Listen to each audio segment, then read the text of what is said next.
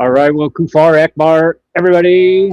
Hello. Welcome to another edition of the Cross and Crescent Discussion Group.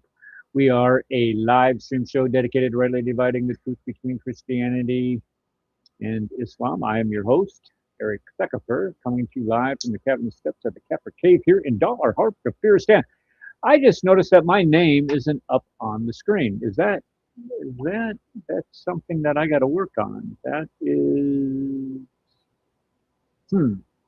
Maybe if I take the scrolling thing off where it says subscribe to Crossing the Crescent. Oh, I wanted to mention that before we get going today. Today, what we're going to do is we're going to continue to look at that debate between David Wood and Jake Brackatella, the Muslim metaphysician, is what he calls himself. We're just going to look at his rebuttal today. We're not going to spend an inordinate amount of time on the show today. And the reason why well, it's Super Bowl Sunday, and it's kind of hard to compete with the Super Bowl, even if you don't care who's in the Super Bowl. It's kind of hard to compete with that. Everybody likes to sit down and watch the Super Bowl because of all the commercials that go along with it. But the halftime show this year, we're not going to be watching here in the Kaffir Cave, and the reason why is because they're having a special one with the Kirk, Erica Kirk, her not dividing line. What do we call that organization that Charlie Kirk had? Doesn't matter. They're sponsoring it, and a lot of the people that I like are going to be. Yeah, Darcy.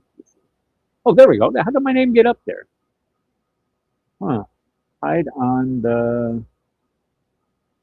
Look at that. Can you see that, Darcy? Can you see our names appear at the top of the screen? Or is that just me? I can. You can. Okay. There we go. All right. Nobody wants to watch the ridiculous rabbit, whatever that means. Isn't somebody like the Easter Bunny or the Bad whatever? Bunny. Bugs Bunny? Bad Bunny. I know it's Bad Bunny. Bob, as in Robert Bunny? No. BAD. B-A-B, bad. Bad. Yeah. Bad Bunny. The Bad Bunny. Okay. Does my understanding is Bad Bunny doesn't even habla inglés, does he? Does he speak English, or he speaks in Spanish, or sings in Spanish? It doesn't matter. It doesn't Yeah, matter. that's all he wants is to Okay. sing Spanish. He's anti-American. So. Yeah, I saw him on the Gram. Oh, as a matter of fact, I did see him on the Grammys. So he does habla inglés. See? Okay, so yeah, I saw him on the Grammys and or what was on the Grammys, and it's like F Ice and okay, oh my, go ahead and get in line with everybody else. Sound like a drone. Okay, what was I going to say? I was going to talk about last week's show. Last week's show, we had it was just phenomenal last week. And I'm not kidding anybody. I don't lie to myself. I know the deal. What we did is we had the debate of David Wood and Jake, the metaphysician, before it came out on YouTube. I had to buy a subscription to Modern Day Debate, and I was playing that on the show. We were analyzing the show. I'm not stupid. I mean, everybody's going to have all these people come into my show and watch it because this Kaffir one. And I had somebody in the chat actually commenting, "Can you get back to playing more clips and shut your mouth? Quit talking about it and just play what these guys said." And the whole thing behind that is that I couldn't keep playing the clip because you're going to get a copyright strike if you just played the whole thing through. So I tried to comment on as much as I can to make it sound a little bit same. But I don't think we're going to worry about that this week. We're going to have that problem this week of all these people showing up, watching it, and jumping in chat here like we did last week. But the thing about the subscribers, I wanted to point out, if you can subscribe to the show, if you have not yet subscribed to the show, please do. And it's not going to do anything for the show because we're at 996. I went in and checked right before the show. We're at 996. That leaves 4 to get to 1,000. It's kind of like a plateau. And people were telling me that you get monetized at 1,000. No, you don't. You don't get monetized at 1,000. I was even looking at some of the people that do get monetized. If you guys have seen God Logic is a gift. I tell you, this guy is a gift to Christianity. His ability, his personality, his way to engage. But I went in. This guy is making like 20 grand a month off of YouTube, just off of YouTube, uh, from the streams.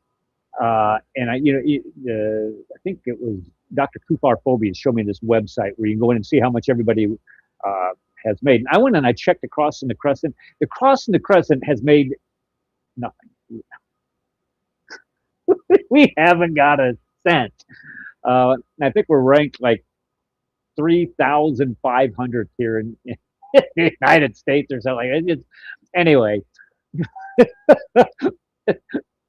compared to God Logic and Wood and all those other guys, we're not doing so well. But it is it would be a plateau to get if we could get there.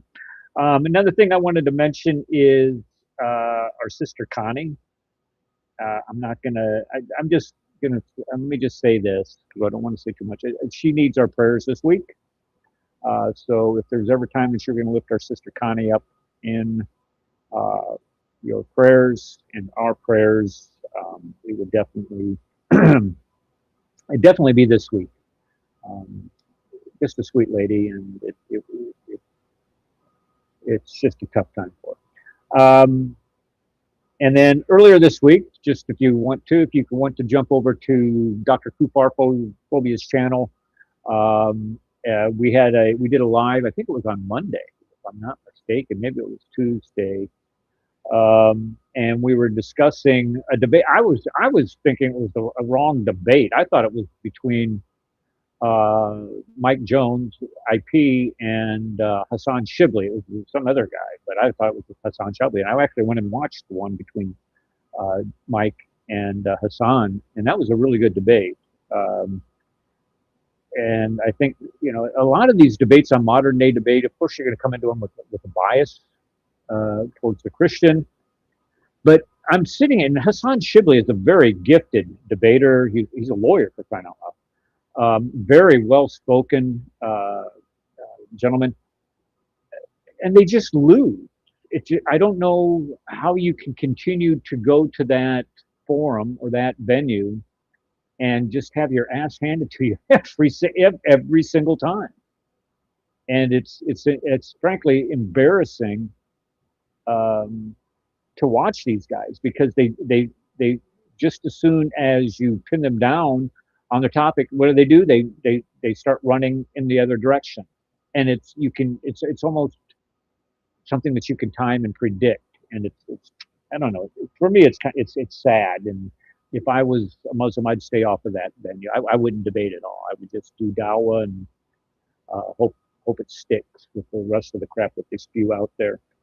Okay, so let's go ahead and get rolling on this week's show. This week's show, we're gonna begin looking at Jake Brecatella and his rebuttal. He's going to provide I think it's a 10-minute rebuttal. That's all we need to get through today. We can call it an early night. I don't think Rad's going to be here today. What is it? Prophet Daniel. Prophet Daniel has, I don't know who Prophet Daniel, can I join your screen? Yeah, let me do this. Let me copy the link. Try to join the screen. What I'm going to have to do is I'm going to have to jump over here and bring it up and post it in the YouTube. These things just take too much time. Look at this. Oh, we're competing with Chris Claus. Real good.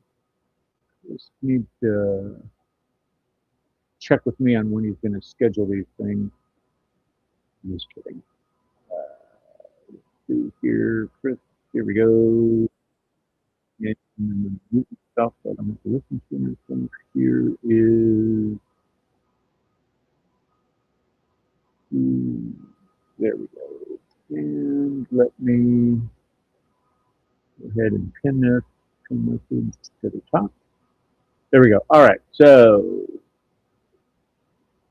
Senor Prophet Daniel, go ahead. I also put on the show notes that Maleek, Dr. Maleek, was going to be joining us this week, and I was going to play a couple clips from his interaction this week, or his interaction, his threats towards David Wood. He actually jumped on our stream last week. I brought him up.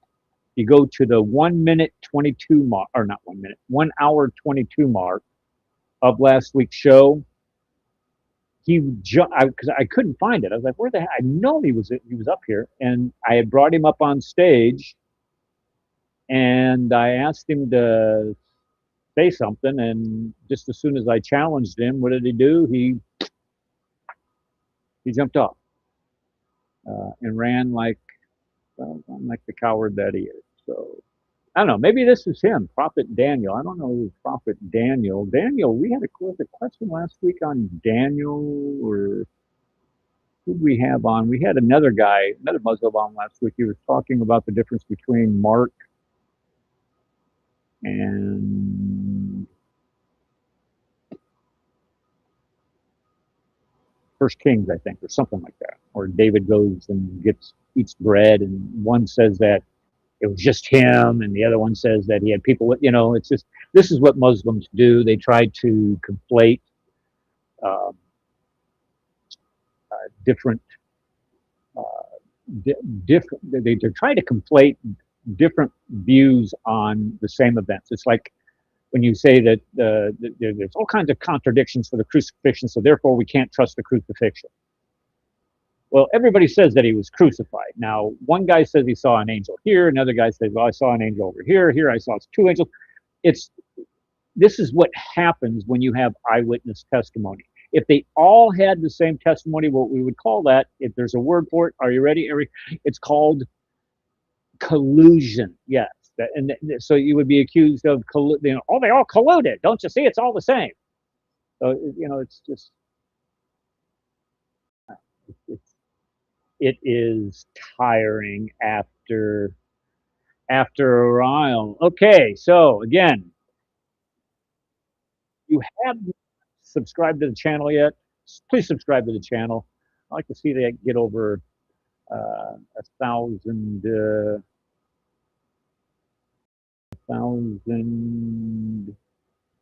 subscribers before the end of the show. This is time 1 from Yorkshire. That's in Great Britain, the UK. Very good. Well, welcome. It must be late. It's like 11 o'clock there. What are you staying up to watch the Super Bowl? Super Bowl tonight. I don't even play. Did they play the Super Bowl? Play that. What happened to my guy, the Prophet Daniel guy? Where'd you go? Come back up. I was gonna bring you right up. Prophet Daniel, where'd you go? Come back. Come back. There you are. Okay. Yes, there we go. There he is. Hello. Can you hear me? You don't sound well. Hello? I cannot hear you for some reason. Oh, I can hear you. There we go. That sounds really clear. Settings. But you can't hear me. You got a good mic. Look at you. You're like a professional broadcaster. You have your own YouTube show or something? Video. Well, I'm going to put him on mute until we get around to that. What's going on here, man? Unless he can hear me. Can you Hello? hear me? Hello? Hello? Hello? Hello? I can hear you. I can't hear you. I can't hear you. Well, I don't know sign language, Can't hear but you. I can't help you. Can you hear me? Thumbs up. If you can hear me, thumbs up. Oh, okay, but I can't hear you. I can't hear you, nothing. I don't know what we're going to do. Oh, okay. Oh, well, hold on. Darcy, What do I you do can't hear now? him If either? I can't hear you, what do I do? How do I talk to you? No, I can't hear him. Huh. I could Let's hear see. you on YouTube, but Okay, here. there will be a Go delay out. to speak to YouTube. Go out and come back in. listen to you from YouTube and then answer you here, there's going to be a No, delay. no delay. Go out and come back in. Go out. Okay, I'm gonna close this. I'm gonna relaunch it. All right, we'll see how it works. All Good, right. good. All right. There you go. I don't know how else to say that.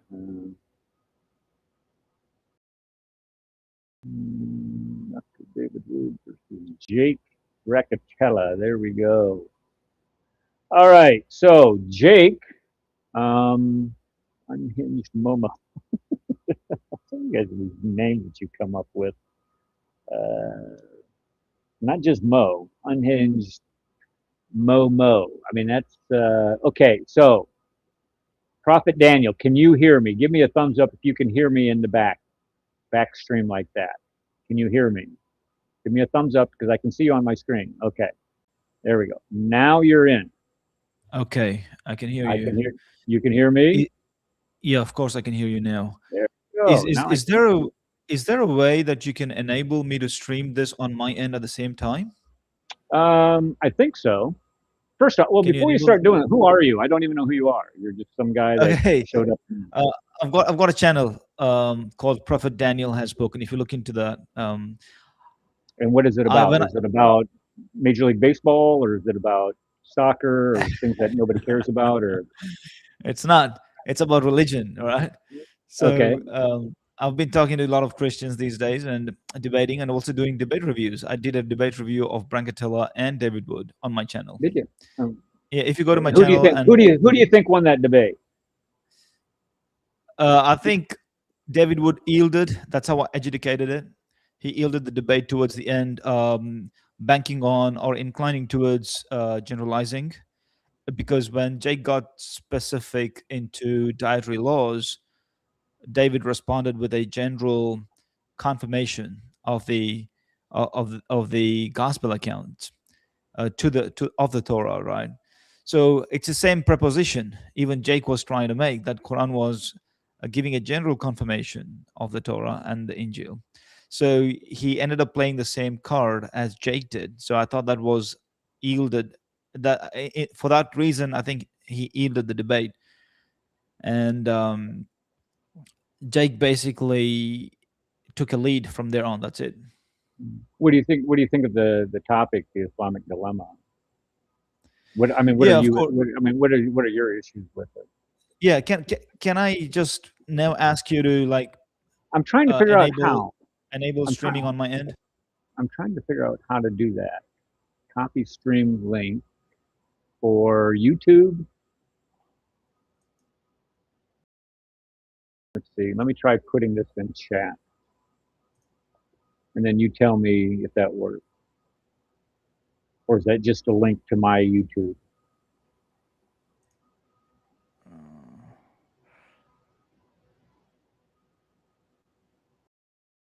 Usually on StreamYard, you get a button that says stream at your end.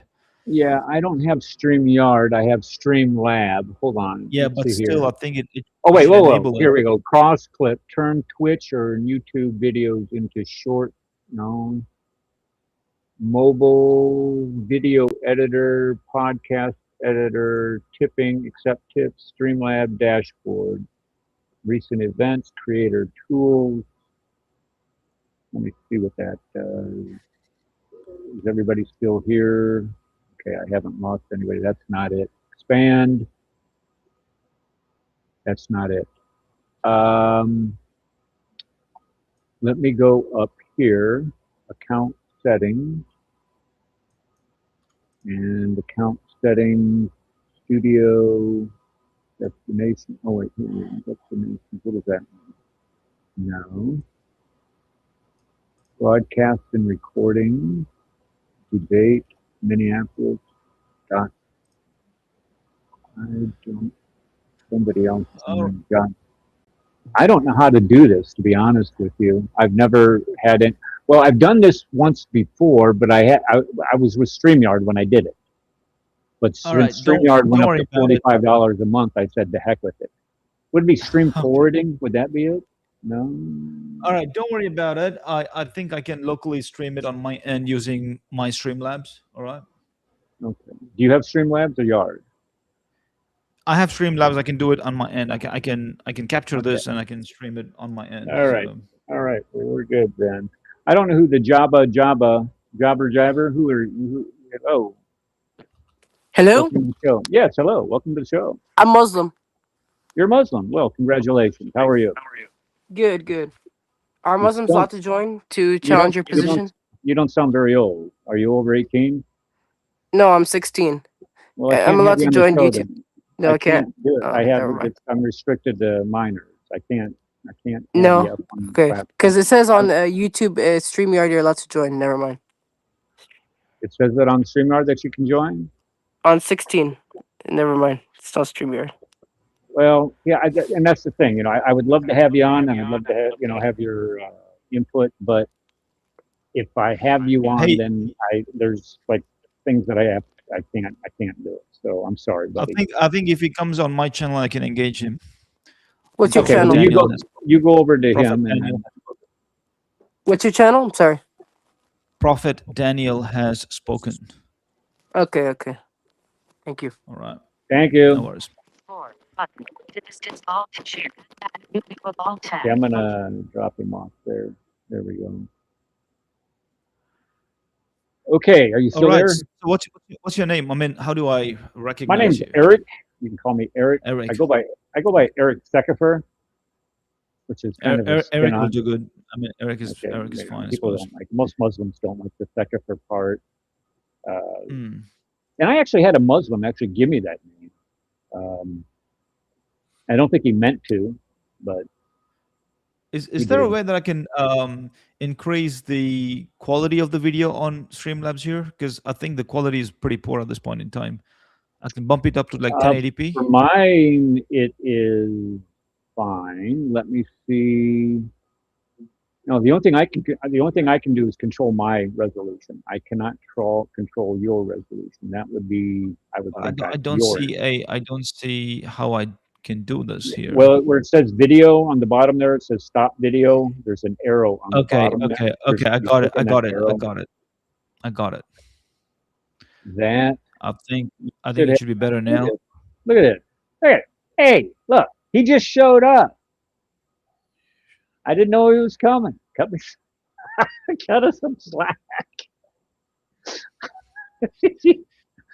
People are harsh around here.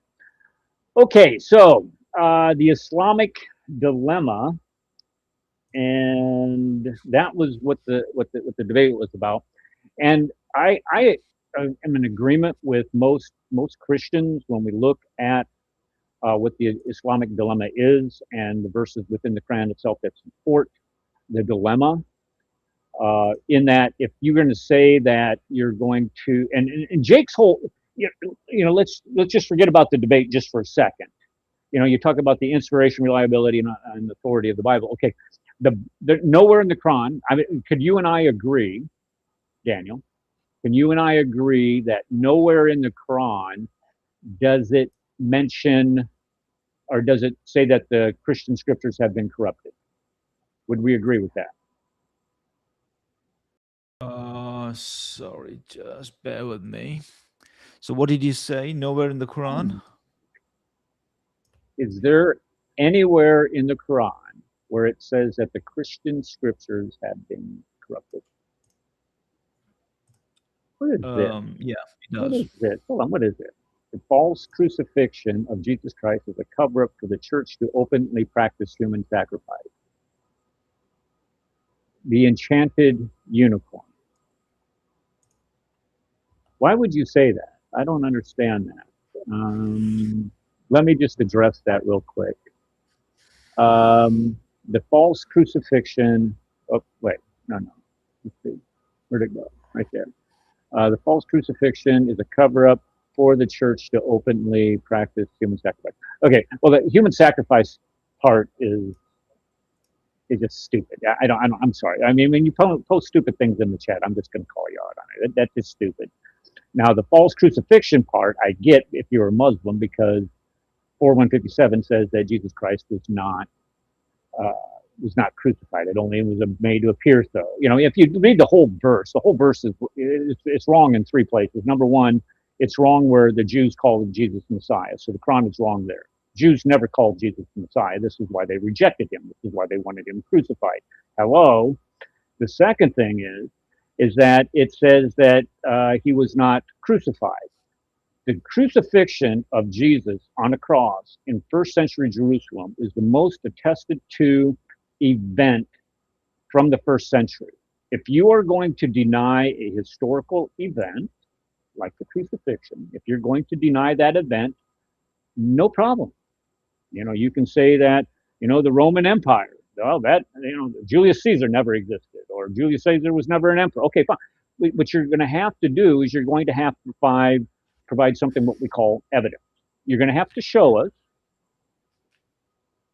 somebody from the first century says, no, Jesus was not crucified. Don't give me this crap about, the resurrection. Don't give me any of this stuff where they don't believe in the resurrection. I get that not everybody agreed with that. But the crucifixion, that's a different story. So if you are going to say that it is a false crucifixion, I'm going to need some evidence. And don't give me some Muslim site or some heretical document like let's say the Great Treatise of Seth, or something from the Ebionites and say, he was just a spirit and he couldn't be. Don't give me into that crap. Nobody believes it. Everybody knows they were heresies. Everybody knows that these were documents that were developed centuries later. You're going to need to provide me some type of evidence that he was not crucified. And in addition to that, not in addition, maybe this would help. Maybe a peer-reviewed article from a reputable theological or historical journal that says that Jesus wasn't crucified. Then you can have your Quran. Then you can say, okay, the Quran, we believe it's from God. But if you can't demonstrate that, then it's your problem. It is your responsibility. If you're going to make an assertion like that, if you're going to make that assertion, it is your responsibility to provide the evidence. Just because God made it look so, that doesn't count. You can go to Hogwarts and get the same thing. So I don't want to hear this.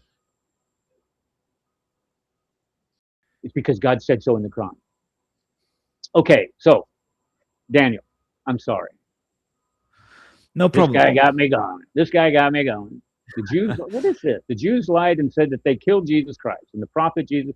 The Jews did not kill Jesus Christ. It was the Romans who killed Jesus Christ. Please, if you're going to do this, you have to get your facts straight. Okay. Hey, Eric, Yes, ma'am. do you really want to know what the unicorn actually is? It's a rhinoceros. Is it a rhinoceros? Is that what Rhinoceros. it is? Is that right? I didn't know that. Yeah, welcome to the show, Mr. Rhinoceros. Rhino. There you go. Okay, Daniel. Sir. Sorry. Hey, how are you? Good. Are we on your channel yet? Yeah, my channel is streaming as well right now. Yeah. Man, looks like you got the studio going on there too. You're making me jealous. I just got my little room here with my little library, my pigs in the back. So, can I ask you something about the debate between Jake and David? Yep. Okay, what are your concluding thoughts on who won the debate? My thoughts is that if you're a Muslim, you're going to think that Jake won the debate. If you're a Christian, you're going to think that David Wood won the debate. Everybody, that's the way it broke down at the end of it. So it really doesn't matter who we think won the debate. If you want to, judge us on content, David Wood. And there's no doubt. If you want to do it on style, the ability to finesse, the ability to, one of the there was a debate that we reviewed this week, and one of the things that I noticed, and there was a word that I used for it, was insufferable. A lot of times when you get into these types of, when you debate Muslims, the insufferability, you know what I'm talking about, when somebody's insufferable, They come up with this snarky, snide type. They just cannot engage in a conversation. They have to make jibes, throw all kinds of cut downs and denigrations in the process. They just cannot engage in the debate itself. They always have to add to it, and it makes people like Jake. And Jake is one of the most polite debaters that I've seen.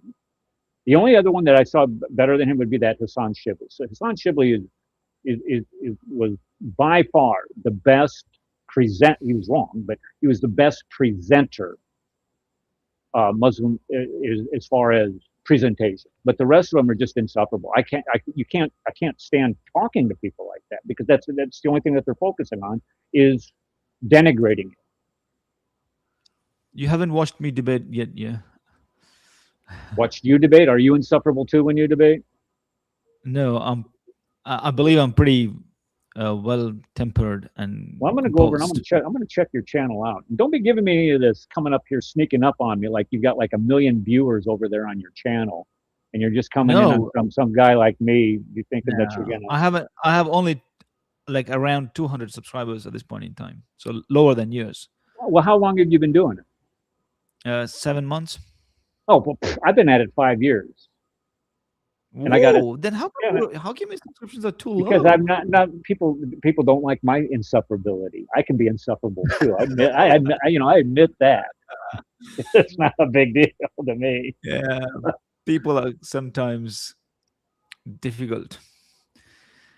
I don't know what they're like on the internet, but it's hard. I've been putting up this 7 months of effort here, and it's disheartening to see I've got 200 videos and I've got 200 subscribers. So it's like, what the heck? You know what I mean? How often do you do? Who is this? No, Andrew, you're not blocked. I can see your post. You have over 200. How often do you? I mean, you have to do it like every day if you got 200 videos. Yeah, almost. I'm doing every day these days. What do you do? What type of format do you do? Do you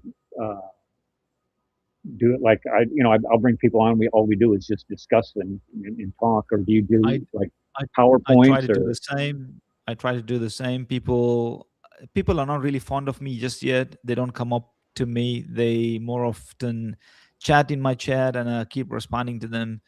And I've done over 20 debates by now, all right? And one of the biggest debate that I've done is with Sam Shimon. Oh, really? Yeah. How'd that turn out? Sorry? How'd that turn out for you? How did that turn out?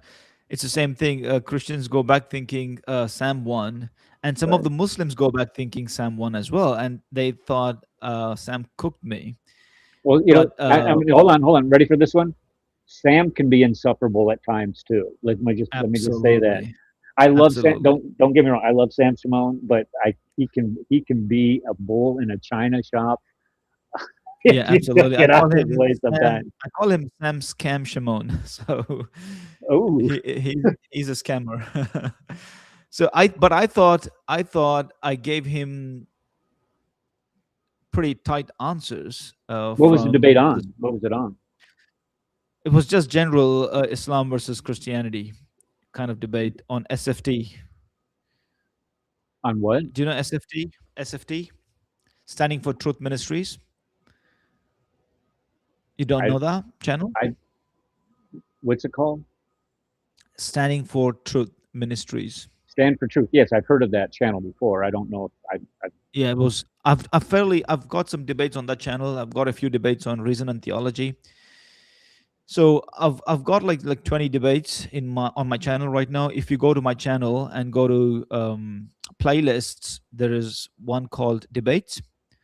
So if you go into that, you will find all of my 20 plus debates. Well, I'm gonna check you out. I'll tell you what. I'll go ahead and subscribe to you too, just to see how well you did. I'm gonna check that. Now, did you see what this guy said? This guy said that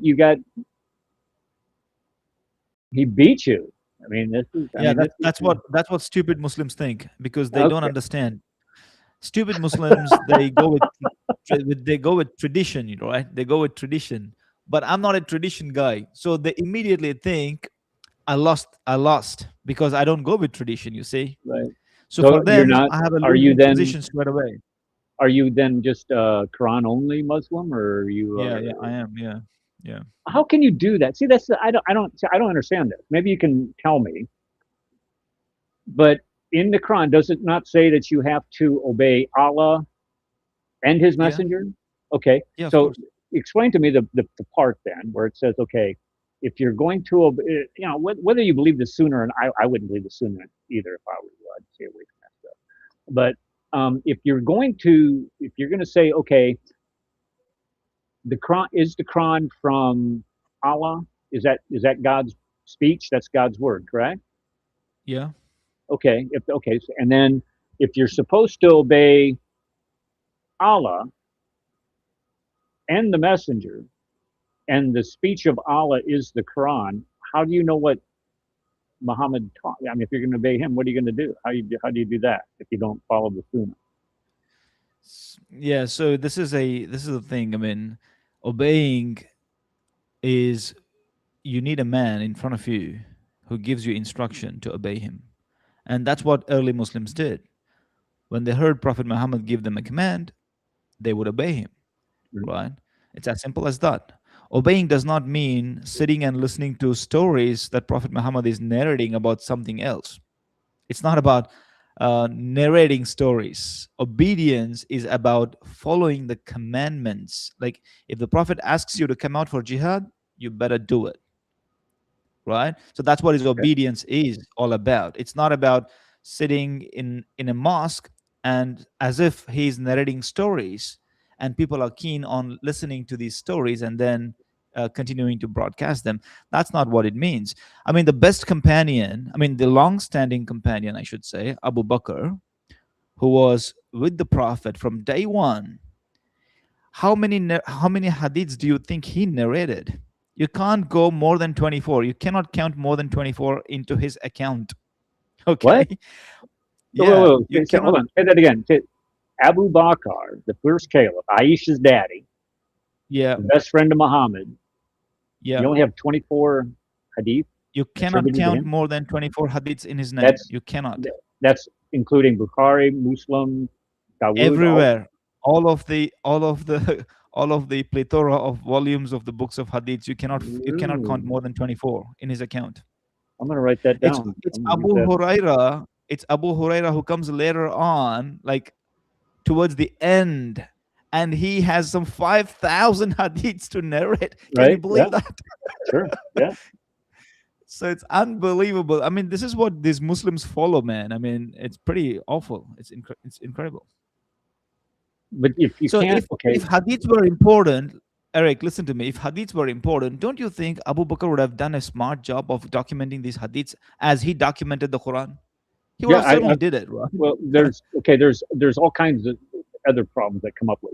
I think the hadith, and this is just me thinking, and I read this. And it's not that I'm a brilliant man or anything.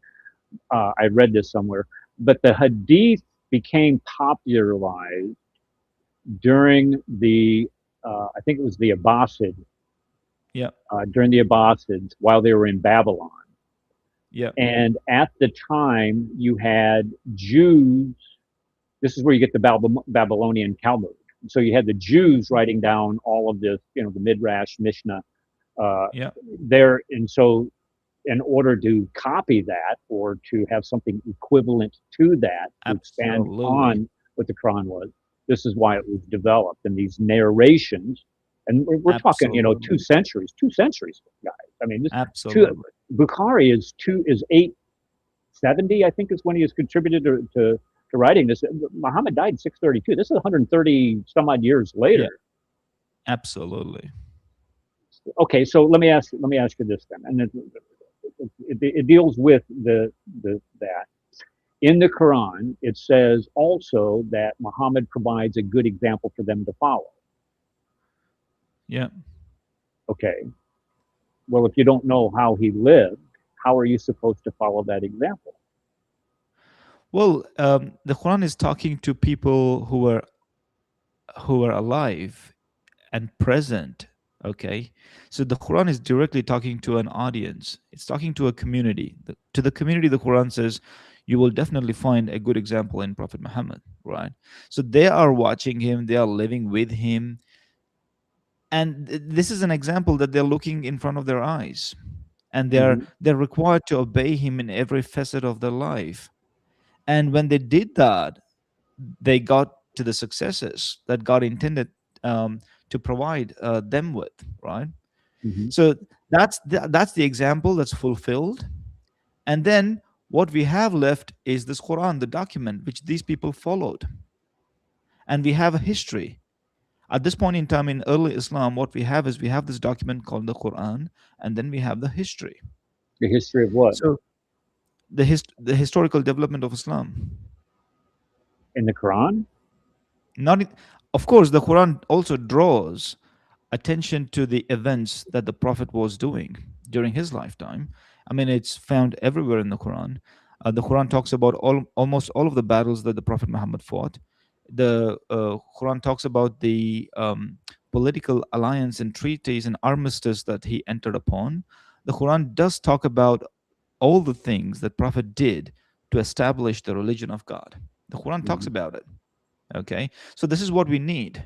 We don't need a bunch of storytellers later on who come and tell stories about his family, his personal life, his bedroom uh, times. Like, who does these things? I mean, who does So these things? You somebody know what who I mean? needs a life, right? For God's sake, some of the things they come up with were. I'm This not going to go. this I mean, they're awful, this just icky. unbelievable. Yeah, Right? Yeah, yeah, I agree. yeah. But see, get back to I wrote this note here. But okay, so if you're saying that, okay, when the Quran was revealed and Muhammad's reciting it to people, and they're told that, well, you have a good example here in Muhammad. How are the future Muslims supposed to? The only reason I'm asking you these questions, because these are things that just kind of vex me sometimes. I think about, how does somebody, how can you just be a Quran only if you're supposed to follow the example of Muhammad and you don't have anything that tells you what example there is, you know, to follow. Well, to be honest with you, I mean, I was brought up in a Muslim house. Okay, Mhm. and all that we did in terms of religion is we prayed and we read the Quran. Okay, that's all we did. The only time I heard about hadiths is when I'm an adult, and there was this preachers coming out of Saudi Arabia and other parts of the world who have one agenda in their mind, and that is to introduce the Prophet Muhammad, as if the Muslims up until then did not know Prophet Muhammad. So now they are introducing Prophet Muhammad through what? Not through the Quran, but through the hadiths. And these people at the same time are discouraging the Muslims from reading the Quran. They are telling them and teaching them, you cannot read the Quran and understand. You need scholars to do that. So this is the phenomenon that I encountered personally when I was an adult, fully grown adult, right?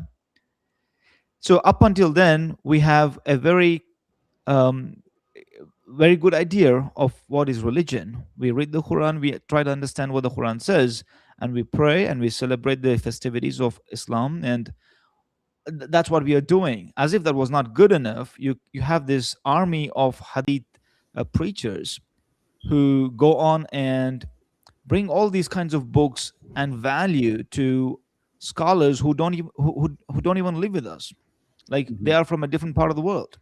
So they come and start preaching on their behalf. One of them was like Ibn bin Baz from Saudi Arabia, for example. So they talk about him, and they try to teach, they try to make us heed to his advice, who's sitting in Saudi Arabia, right? So all of this phenomenon was fueled by the Saudi money. When Saudi started printing money, oil money, so that's when the world flocked to. They built this university in Medina, and all of the world from the Muslim world started hopping on to these planes and going to Medina to study Islam. Up until then, people studied Islam in Al Azhar or in their universities which were local But to isn't them, isn't that right? still the premier university, Al Azhar? Isn't that in Alexandria? Isn't that It still the is. It premier? is. But Okay. do you see the difference? that the scholars that come out of Al-Azhar, they don't have the beard. Did you see that? Did you see the difference? I don't notice But the them because scholars, it's the something that scholars that I'm not come out, aware of. But it's for somebody the like you, scholars, you would notice that. I get that because yeah, for me, the it's schol- it's you got so what you're saying is that the Wahhabi brand comes out of Medina, with special whereas emphasis on the hadiths, with special emphasis on the hadiths, as if it's scripture. The Wahhabis preach hadiths as if it is the Quran, pretty equal, so they go okay, hand in hand. They also recommend you memorizing the hadiths just like people would memorize the Quran. You know what I mean? sure, So yeah, there's a difference right there. Yeah. hmm. Okay. I don't 100% agree with your answer, but that's okay. I don't, that it's if that's your religion, that's what what you're comfortable with. I just can't see how if you're commanded by Allah to follow the example of Muhammad and you discard whatever examples were developed, regardless of how ridiculous they are. I mean, when we look at in the Hadith, I mean, there's some really freaky things that go on that you're just like, what the heck is going Maybe on here? maybe you need to know this. Maybe you need to What know about the this. Like, Sirah? Do you agree with the Sirah? Do you agree that that is a accurate representation of Muhammad's life? If that we I may find not say it's 100% accurate, because again, the writer will have his bias, will have limited understanding about things, situations, history. This I think this is important for you to know. The Sunnis, they reject all the hadith books of the Shia people, right? Oh, so are you all of it. Shia then? Is that what you're saying? Is that you're Shia? No, I'm not a Shia, but I'm Oh, just giving you something that's factual. The Sunni position is they will not consider any Shia book of hadith as authentic. and it's So vice versa. Am I they correct on are, that? and it's vice versa. It's absolutely vice Okay, versa. right. So in effect, in total, all of these, the Sunni position and the Shia positions, in some way or form, reject the hadiths. They are hadith rejectors. You know what I mean? But they have their own hadiths which they try to follow, right? So and my position is like, okay, that's not there even in the Quran. The Quran is very clear. The Quran says, after the verses of God, which other hadith will you follow? The Quran is basically asking, will you be keen to follow any other future narration or a story or a hadith? Don't do that. The book of God should be enough for you. So that's Quran is advocating the book of God. And even the Quran says, when you preach Islam, the Quran says, wajahidhum bihi jihadan kabira. It says, preach Islam with the help of the Quran, and that is a great jihad. Okay. So the Quran is recommending to use the Quran itself to preach Islam. It doesn't recommend the use of any other source. So Muslims using hadiths to preach Islam is a farce. It's not supported through the Quran. Okay, then how do you develop uh, like the Sharia? How do if you're not using Hadith, if you're not using I mean, would you agree with using say Tabari's history? Would you in the development of the Sharia? Would you agree that that would be His applicable or no? Look, historians are like Herodotus. I mean, have you read have you read some of the aspects of what Herodotus history book has? Herodotus talks about ants the size of foxes mining gold in India. That's not I mean, this true. is a historian. I mean, it is true. Herodotus. I mean, you can have a look. You can have a Well, look. So I would like some of these historians have Disney style things in their books. So I don't exclude early Islamic historians from this fallacy. They do have things in their books which may be correct, which may be reasonable, which we can take and follow. But there are obviously absurdities in all of these ancient works. Look, I have written a book called Sharia for Australians. Okay, you can Google that. It's on Amazon. It's called Sharia for Sharia for Australians. what? Australian? Australians. Are you from Yeah, Australia? yeah, I am. Well, you don't sound funny. Oh well, I was in the States for some time though. I was in California for some time before I took No, off. that was a joke about the sounding fine. Oh, Aussies will be mad Oh, at you okay. now. All right, so what time is it there now? Is it like 6 o'clock in the morning, or what time is it there now? It's 11 in the morning. 11 in the morning. Holy cow! Am I way off on my time or not? Holy crap! 11. I thought maybe I'd get you out of the bed or something like that. Okay. Let's see. Boy, I haven't been following the chat because I've been trying to listen to you and but I've seen we got a lot of people there tonight, which is a good thing. I love interacting with the chat. Okay, so Saeed, this white-haired gentleman here. That's the only thing. Why is it we only can see your hair? I mean, you're not a good-looking. You are a good-looking fellow. Look at you. There we go. Thank you, thank you. I downloaded your book on Kindle and I started reading it and I stopped. And I apologize for that. I'm terrible about that. I got like 6 books that I'm trying to read Okay. right now, and one of them I just finished. This book, Sword and the Scepter. That's Raymond Ibrahim. He's always a good read. But I appreciate you coming back to the show. Okay, Daniel wanted to talk about. I think we were going to talk about the Islamic Dilemma. No, the debate, educating the debate, basically. You wanted to. I'm interested in adjudicating debates. Like, I wanted to also know, how did you adjudicate the debate between Libiano and IP, Mike Jones?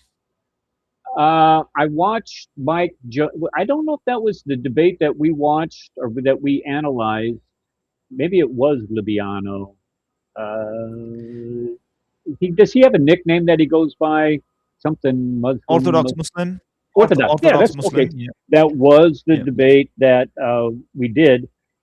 We did watch and we did analyze. I was on a guy that goes by the name of Dr. Kufar Phobia. It's a pretty unique name. But anyway, what he did is he took the debate, the transcripts of the debate, and he put them into Grok and Chat GGP. Yeah. And he put all this criteria in there. And he got it isn't because he's smart. Well, he is a smart guy. Let me just say that, especially if he's in the chat. I don't want him to think I'm stupid. But he put all this information into Grok, and then he put all of this criteria, developed all this criteria to determine, from a scale of 1 to 10, how did each of these debaters do in each of these categories. In every single category, IP killed him. I mean, it was like 9 to 6, 8 to 5 or whatever in every category, whether it was based on trying to deflect, staying on topic, rebuttals to whatever the arguments were. And you agree with it? According to the AI, Mike gave him a beat down. Okay, you agree with it? Yeah, you stand with it. Based on what I was watching, and this is where I came up with that word insufferability. Just debating somebody like that would make you angry. Okay, what do you think I would have adjudicated that on? Would you like to know my adjudication on that debate? What about it? I granted that to IP as well. Oh, did you? Okay, yeah. Well, but the thing is that if you have to act that way, like for example, Jake Brackatella, and I listened to Jake Brackatella and Maleek. Do you know who this Maleek joker is? No. All right. Well, maybe that's a good thing. But anyway, they were doing like a mock debate this week, and both of them, I mean, the way that they conduct themselves, they sound, and maybe it's because I'm getting old, but they just sound like a bunch of children going after each other. Man, you got cooked. Man, you got baked. You got to listen to this. That's not how you debate. That's not how you engage somebody in a discussion. Absolutely. All they could do was listen. I think this is Sam wave. People are picking these things up from Sam Scam Shimon. Yeah, I think so, because he's the one who is antagonizing the situation, and there are people responding to that, or matching the energy. And this is where debates are becoming a burdensome procedure to go through. Otherwise, I believe debates are absolutely fantastic tools to truth learning, validating your concepts, ascertaining your ideas. I agree. Yeah, this is what a debate must be. But once you turn it off with antics and with theatrics and slurs, then it's pretty much giving jabs and punches. It's like MMA. It's no more a debate. Well, let me just say something about Sam. Sam is let me. Okay, Sam does not like me that much because Sam and I had a little run-in a couple years ago, and he actually banned me from his channel. I finally got Ed, Protestant Believers. I see he's in chat right here. He actually got me reinstated to comment on Sam's show. Sam is unique in, I believe, all of the Christian, the Islamic polemicists that are out there. In that, Sam will engage you and carry on a conversation with you, He won't. but just as soon. What? He's currently running from me. He won't. He's running from you. Currently, See, yeah.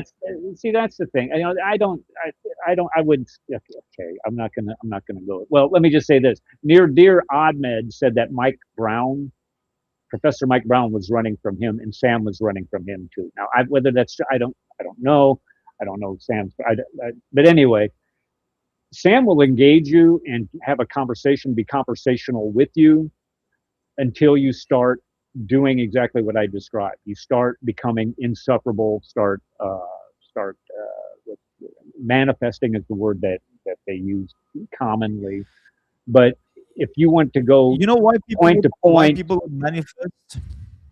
Say that again. You know why people would manifest with Sam?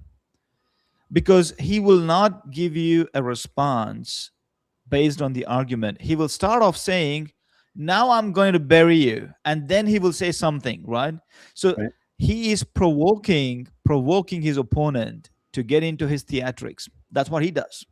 He doesn't straight away argue and reason with you. Like if you present an argument, I experienced this with him. I present an argument and he doesn't straight away respond to it and then make a point. Such as what? Now Such you as got what? buried. Okay. What do you mean by what? Like what type of what argument specifically would you be? Would you be saying? Like in our debate, the very first I point haven't that we discussed I haven't was- seen it. I'm gonna go. I'm Gotcha. gonna go watch it, but I haven't seen it, to be honest with you. Gotcha. So the very first point that we talked about was Deuteronomy 18 and 18, right? So once I presented my idea of what 18 and 18 was, his immediate response is, now I'm going to bury you. Okay?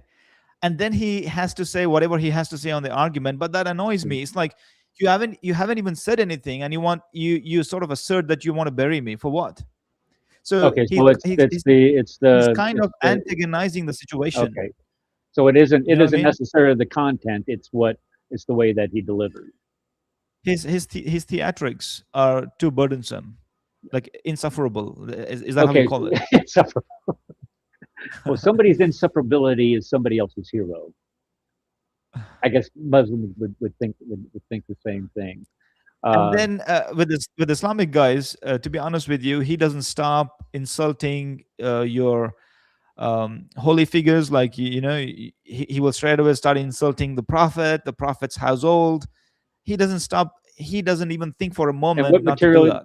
What material does he use to insult Muhammad? Does he use the Quran or does he use the Hadith? Or No, he just calls names. He just throws slurs. That's annoying situation. Well, I've called Muhammad quite a few things on this show too. Based on, but it's based on the Hadith literature and based on the Islamic writing. Look, if you are in debate, for example, that you don't agree with that, and that's fine. If we are talking on that particular subject, and if he has to use a name for it, I can understand the situation. But somehow randomly throwing a slur you're like, oh, he would be like, oh, you're dumb as Muhammad, for example. That's a slur that's uninvited in a debate, right? It's coming out of nowhere. So Doing what what, what Muhammad? basically I he would didn't say you're as dumb as Muhammad, for example. dumb as Muhammad. Okay. So what is the need for that?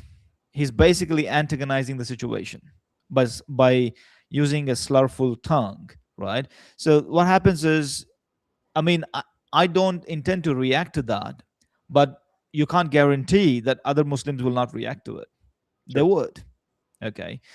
I recently had another debate on child marriage, and this was a guy who is an ex-Muslim challenging me on child marriage. And all he did in the debate was somehow assert that Prophet was sleeping around and he was not marrying. I'm like, what the heck? Like, where do you even come up with this demonic energy, right? So I was Okay, hold forced on. to call Say it out. that one more. What type of marriage did you say? No, he was asserting that it was promiscuous relationships, not marriage. Well, okay. Well, okay. Let me ask you a question then. I mean, Yeah. I'm coming at this from somebody who absolutely. I'm going to be honest. And I don't make any bones about it. I absolutely loathe the historical Muhammad. I really do.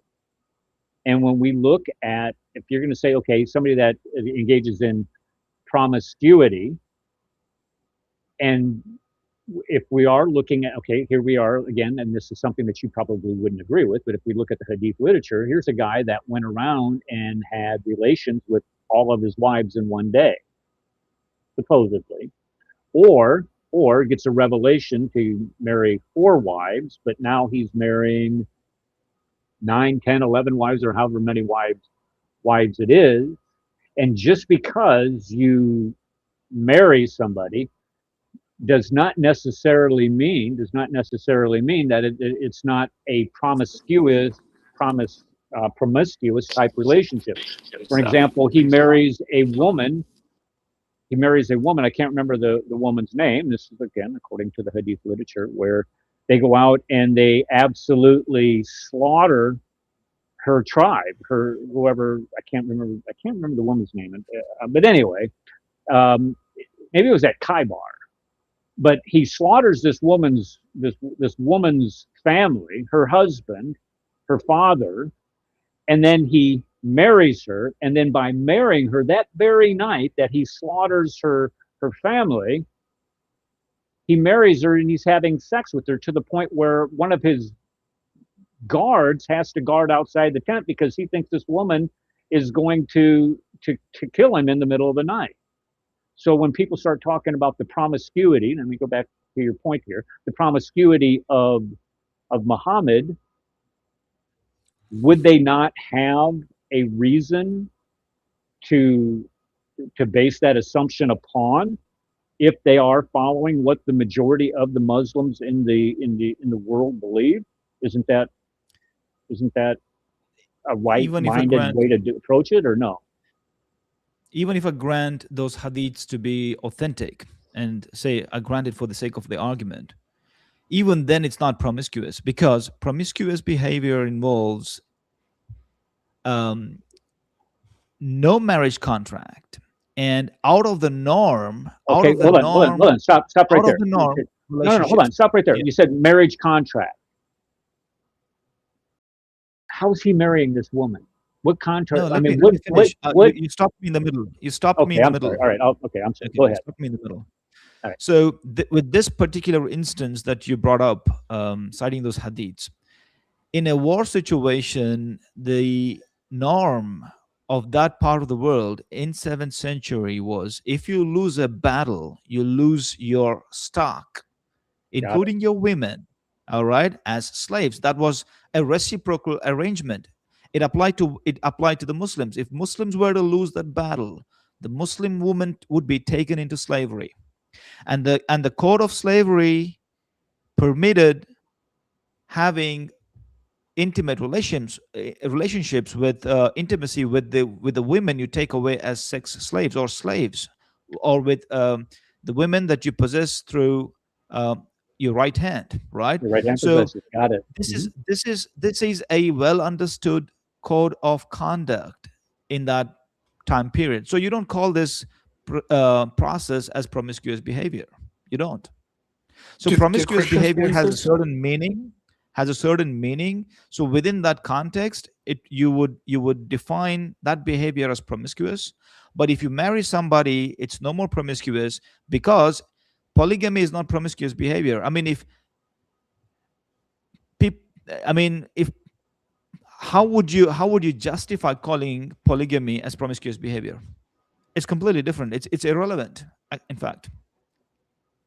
Well, polygamy outside of the limit of 4 wives is quite The limit promiscuous. I comes mean, in if the you Quran, have, though. I mean, let's just face it. If again, we're going back to this example for all time. If he is supposed to be the example for all time, and we are to base that example, get our information on what that example is, and we see that in the Quran, it says that you can have 4 wives, which I believe, and what God has ordained throughout all of human history is 4 or 3 too many wives. Let's just put it that way. That would be considered promiscuous. And the fact that he is taking a woman on the same day, and this is my point. It isn't the fact that he's just okay. He married her in the marriage contract. No. Okay, I get wouldn't away even from all that. say- The I same wouldn't even day. say he married her. I wouldn't even say that he married her. That Then what was a does he woman do? he took from. Well, That was a woman he took from the slaves.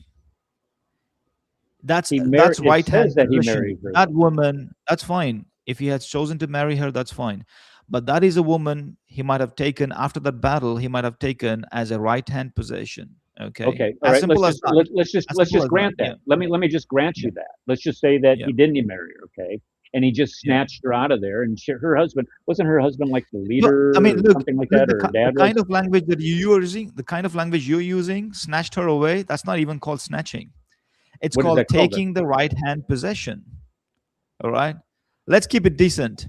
I mean, this is where things get dirty. Like, this is where we don't make Exactly progress right. in This is where understanding. things Yeah. get dirty, and we're supposed to judge. And again, we're supposed to judge the morality and the conduct and the example that this person set for all of mankind, supposedly. No, that's not how based you on his. judge, Eric.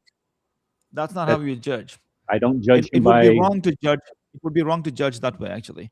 Like, for example, if you go back to the gospel accounts, you have this parable of 10 virgins. Based off that, can I justify Christianity allows 10 marriages? You would argue, no, it won't. No, it would be unjustified, correct? That's a parable. We're not. We're talking Absolutely. about, but we're not supposed to. We're not okay. We're not. That's not sunnah for us.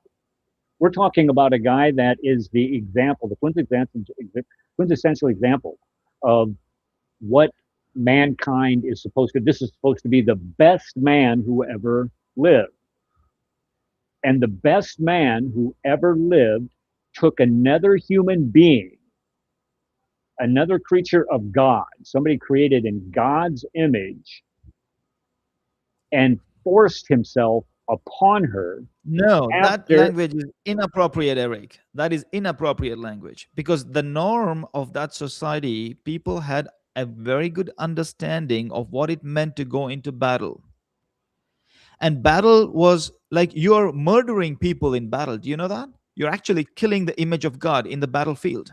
So if it's an unjustified battle mounted, you are not justified to wage a battle. You are not justified to, in Khaybar, for example, you were not justified to do treason. You had arrangements, you had security arrangements with the Islamic State, with the Prophet. You were not justified to treason.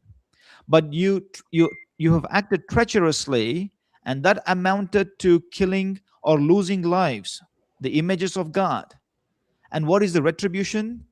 It comes with consequences, and these are not surprise consequences. These are well understood, culture rooted in culture and tradition consequences. So for that, you can't use the language of force or being snatched away or promiscuous language. No, it doesn't apply, Eric. You're not justified to do that. My computer keeps popping here, and I apologize for that. No, I'm no. I'm gonna no. if you, okay, let me just start at the beginning here.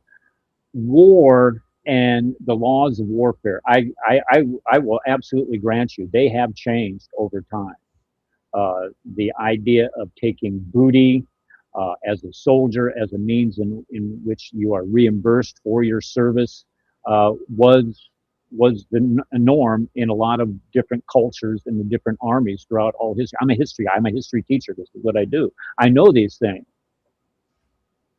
But what we're talking about something different though. And I don't think that maybe you are getting the point and you don't want to admit it, or you're not getting the point that I'm trying to make.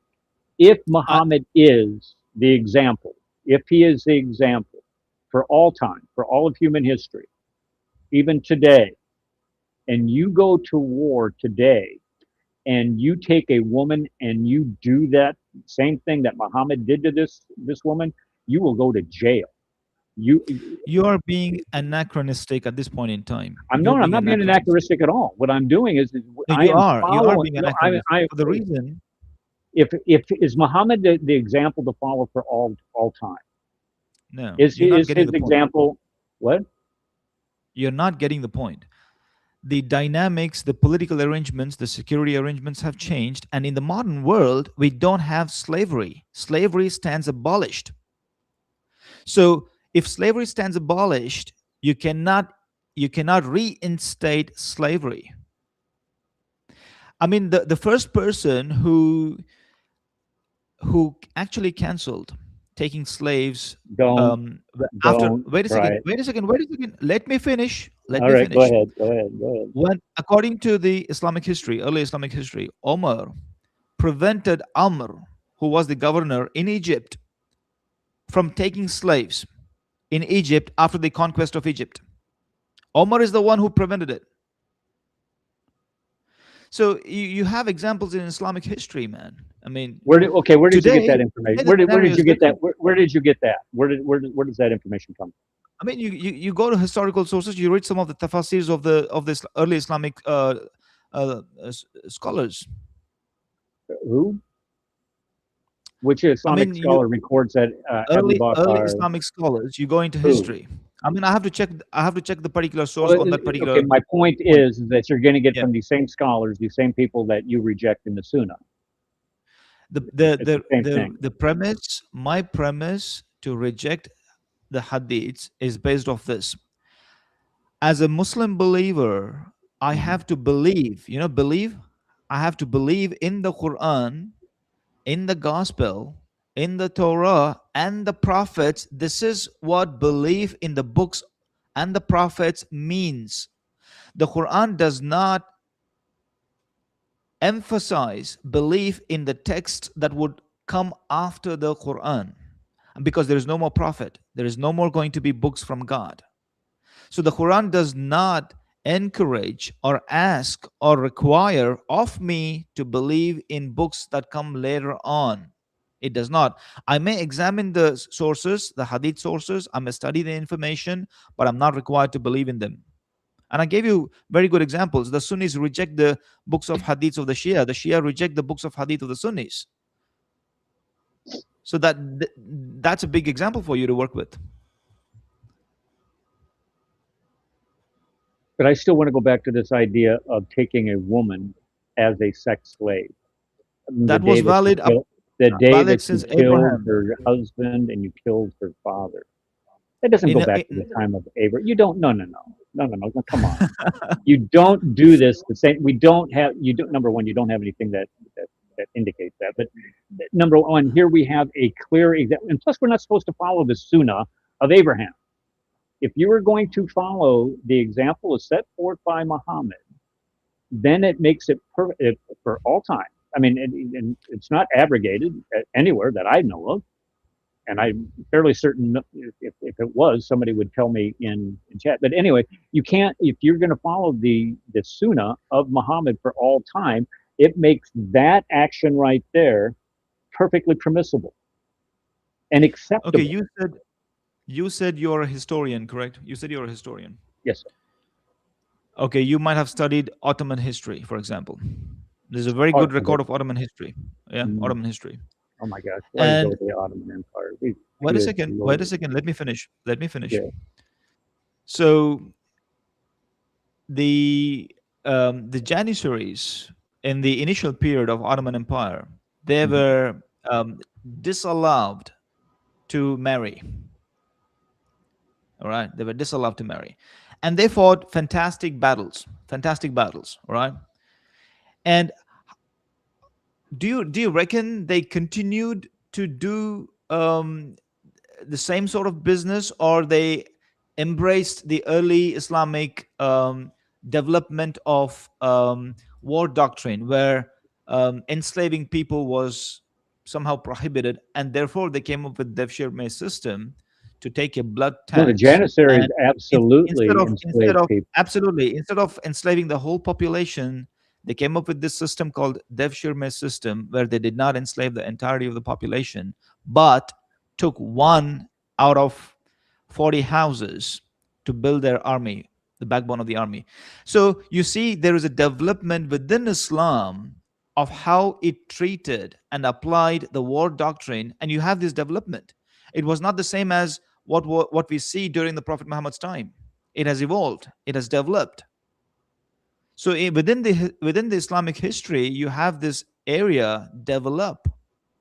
All right, as the Islamic conquest happened, so there is more stability within, Are you and saying that also during at the the borders. Islamic conquest? Are you saying that during the Islamic conquest that they did not purposely take women as sex They did slaves? not. They did not. It's not like what you see in Are Hebrews. you When are you Hebrews are you go, kidding? no, I'm not kidding. When Hebrews went on to liberate, I mean, take the Holy Land for themselves, the specific command was to terminate all the males and spare all the females. That was a specific command given Are you in talking about the Leviticus, right? Amalekites? Is this what you're talking about? The Yeah, Amalekites? And it Leviticus. always goes back Very to the specific Amalekites. How many command. Amalekites exist today? None. There's no. No, So this hang isn't on, even hang on. applicable. This is not even No, all that I'm applicable. saying is You're conflating two different things. no, One no. is I'm giving you historical, and the other one is something that you're supposed to do today, that is permissible to do today because Muhammad did no, it. no. It's not. It's not that. I told you specifically, slavery has been abolished. Even if we went to war today, we cannot take slaves because slavery stands abolished By who? by world consensus. By who? Slavery is abolished. World I consensus. agree. I agree. I agree. But did Okay. Muhammad abolish slavery? So if Muhammad did not Mu- abolish slavery, Wait a how can second, you please. abolish slavery? Wait a second, please. Muhammad Okay. laid the foundations to abolish slavery. Laid the foundations. Laid the foundations. I mean, if you want to talk about it, we I can know. we can I know he specifically. manumated a slave, but he also set an example of buying slaves and enslaving people. Do you So grant? Do you grant you him that just he can't was say that over functioning? here. Look at he let 2, 3 slaves go over here, but then again he takes an entire village and makes them slaves over here. You can't. That doesn't work. No, How can you make he was operating in the framework of that political situation. You should grant him that, because if he abolished slavery at that point in time, that would only apply to the Muslims, and Muslims were a minority. And if Muslims were to fight battles, their women would be taken into slavery because the disbelievers would not be obliged. So it was not a reciprocal situation, and therefore slavery could not be completely abolished at that point in time, because the Muslims would lose incentive to fight, because their women would go into slavery if they lost the battle. But how can you So say the that they didn't dynamic practice this? situation back then was completely different. This was practiced immediately after Muhammad's death when Omar and Uthman and not that, or yeah, Omar, specifically when Omar went out conquering people, they took slaves. This isn't something, well, Muhammad manumulated a slave here. This was something that was practiced from all, you go through the Rashidun period, all the way up into the conquest of North Africa, all the way into the Hindu Kush, all the way up into Spain. And They took. in the Let conquering me say. Spain, they took slaves everywhere they go, Let me. based on the Let me say this. example that was set for them with Muhammad. No, let me say this. They took slaves from people who were present in the battlefield. They did No, not no, enslave no, no, no, villages. no, no, no, no, no, They no. did They would not. conquer They did not entire enslave villages. villages and take No, the they did women not. and children. Oh, come on, dude. Okay, listen, and we can disagree on this, and that's fine. If you look in Raymond Ibrahim's book, and this is where I'm going to recommend everybody get this: Sword and the Scimitar, Defenders of the West, and the Two Swords of Christ. If you go in the back of these books, Raymond is an Arabic speaker. He has gone in and translated the documents from these guys that went in and wrote about how they conquered these lands. And it just wasn't in the battle. They would take slaves during the battles. You're absolutely right on that, and you're not going to get zero. You're going to get zero disagreement from me on that. I agree. But they also went into these towns and villages and these hamlets, and they would they would rape and pillage and take these women and children Unbelievable. and I can't believe this. enslave them. You don't believe that? That's a bunch of Oriental literature, rhetoric, mischaracterization. All of that goes into there, right? So Wow. I can't believe that. In my understanding, in my reading, We in have my primary study, source. I We don't have find an primary example. source material demonstrating that he's quoting direct, not just from. He's not quoting just from Orientalists. He's not just quoting from Christians. He's quoting from the Arabic historian in these books. Have you read this So book? look, even in the Quran, within the Quran, in Surah Al-Hashr, the Prophet could have enslaved the entire Jewish tribe. According to your own reading, according to what you're trying to impress Which me Jewish upon, tribe are we talking about?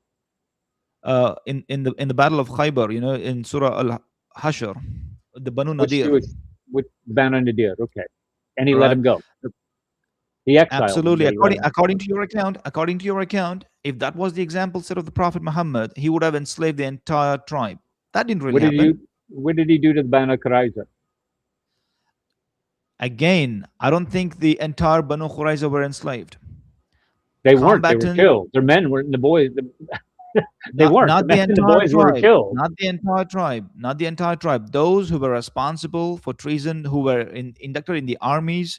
I mean, look, the Prophet could have done the horrible things that you talk about. He could have done that, but Okay. in history we don't find those examples. The Prophet was the most gentle character, most merciful character, most kind character that you will ever stumble upon, ever. Where do you get that information from? I mean, you have to read the Quran and you have to see the early development of Islam and the propagation of Islam.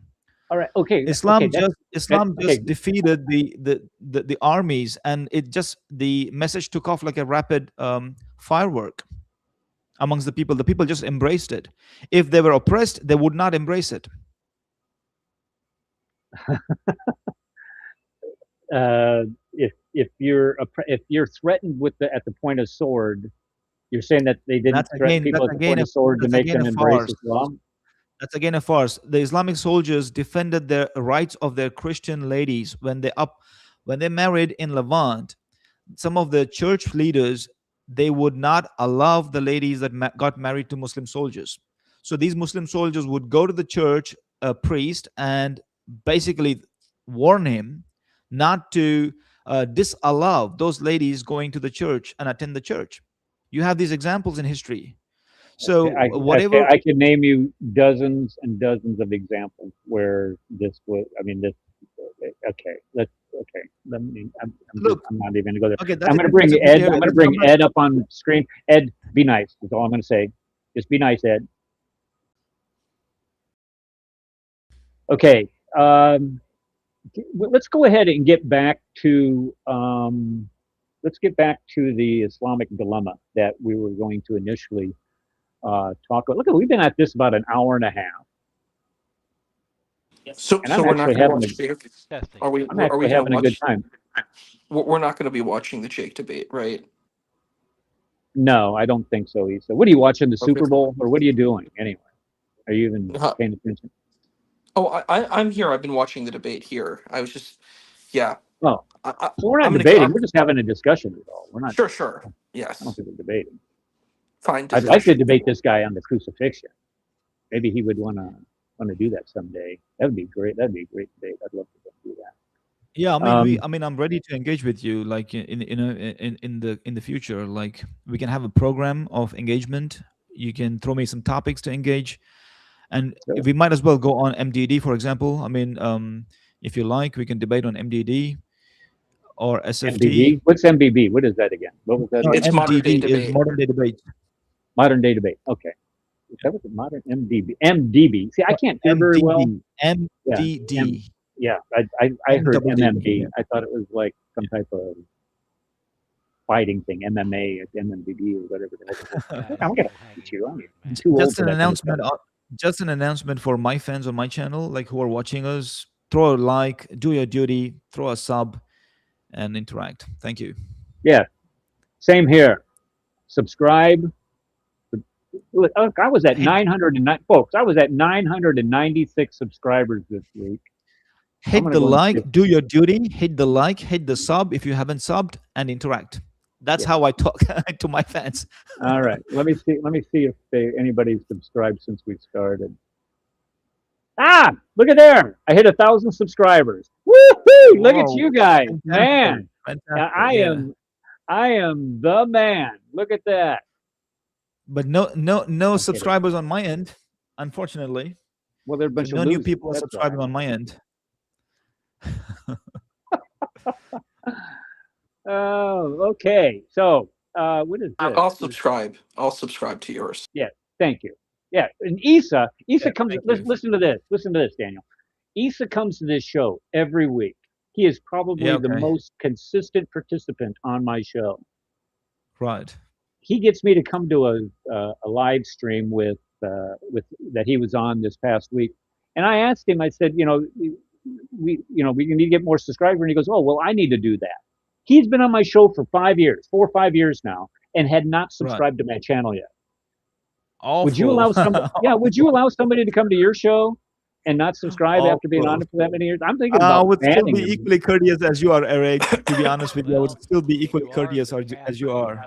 I would still allow them, let them in. Man, I felt terrible when he told me that. I actually was subscribed. It was my other channel that wasn't. So I subscribed with my other channel. So you got another subscriber. I actually was. My notifications were turned off. Eric, I would like you to give a shout out to my channel, to your fans, to ask them to go and come and subscribe to my channel. If you can go over to Prophet Daniel Has Spoken YouTube channel, take a look around. If you like his content, go ahead and subscribe to it. He sounds like a very engaging person. And here's the thing about this guy. He's not insufferable. You go to a lot of these guys' channel and that we bring up here sometimes. Like last week, we brought up a guy that I can't remember his name. Something about too low, something like that.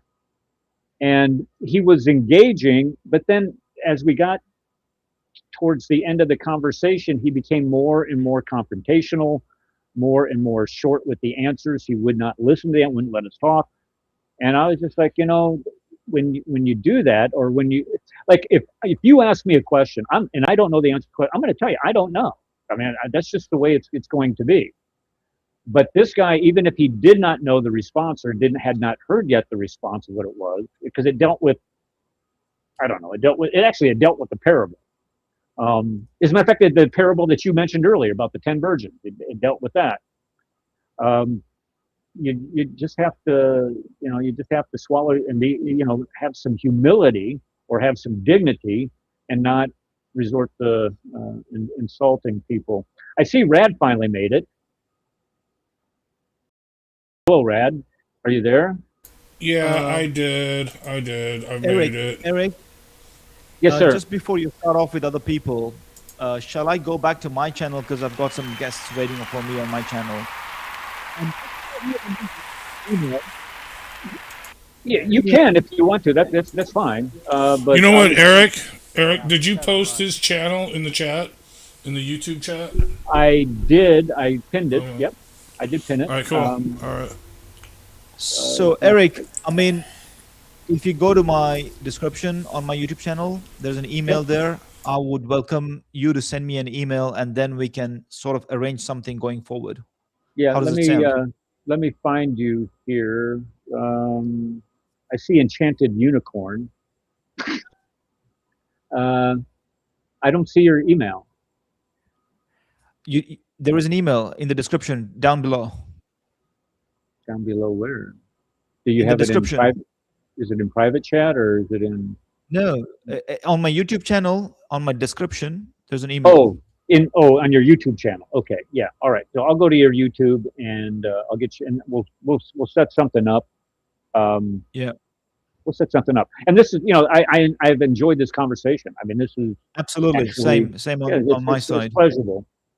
Enjoyed it. There Yep. to tell us who Abu Lahab is. Yep. Have a good day, and buddy. I didn't hear what Ed said. Ed was saying something. I said, just be ready to tell us who Abu Lahab is without having to use the hadith, bro. Abu Lahab. Yeah, is he asking me a explained in question? I detail. suppose he's Yeah. asking me. From your explained in detail Quran, I want to know who Abu Lahab is and why Allah is so mad at him. Yeah, okay. So that's not important to my salvation or your salvation to know the name of Abu Lahab but it or is his relationship. Your It is not. Quran says It's it not for explains salvation. everything in detail, brother. Yeah, of course. So What I is want to know what the deal is. Is it lying? Okay, hang on. For whatever is required for your salvation and evidence to understand God, that is in the Quran. Okay, so why was Allah the name so of this mad individual at Abu or Lahab his then? relationship is not important. This is my salvation we're talking about. Why was he so mad at Abu Lahab? I need to know that so I don't make the same mistake he did. Yeah, Abu Lahab was a slurful guy who would throw slurs and who would just trouble the Prophet for no reason, right? Where does it say that? So, I mean, whatever you understand in the Quran, in that particular surah. That. I'm not going to let you off, bro. I want to know where it says that. Okay, let me go to this that surah, man. This is why you hate Sam, because he got you on the same thing. Let me go to the surah, guy. Just wait a second, yeah? What's the surah number? I can pull it up. I put it on the screen for you. I think it's 111. Oops. 100 surah 111. Yep. Yeah, surah 111. All five verses of it. It's kind of in the back of the book type deal, isn't it? So it reads off saying, perish the hands of the father of flames. Neither his actions nor his riches bring him any benefit. So his actions and riches would not benefit him. Before long, he will be engulfed by the blaze of the fire. His wife as well, a bearer of firewood, bound by twisted palm fibers around her neck. So clearly this is a condemnation that came to his way because his actions were despicable, were not interesting to God, were not good actions. Where does it say that? So God condemns his actions. Right? So there you go. Where does it say that? No, verse number 2. There you go. Verse 2. His wealth will not avail him or that which he gains. His. Hold on. His wealth will not avail. I'm assuming that's Abu Lahab. Yeah, you see, you're having to assume. May the hands of Abu Lahab be ruined, and ruined is he. Actually, it says, perish the hands of Abu Lahab, and he will perish. His money and what he has earned did not benefit him. Okay, why do I need to know that? He will roast in a flaming fire, and his woman will be carrier of firewood. She will have a rope of fiber around her neck. Why do I need to know that? You don't need to know that. All right? Then why is it in your book? No, wait a second. Some people needed to know that. The early Muslims. Like I'm not seeing where it says that in the Quran. There is information in the Quran. You don't have to heed to every information. All right? You There's need only one information place that takes where you to Abdul God. Wahhab is It takes you to mentioned in the God. Quran, That information was and it's applicable this to chapter. people of Makkah, right?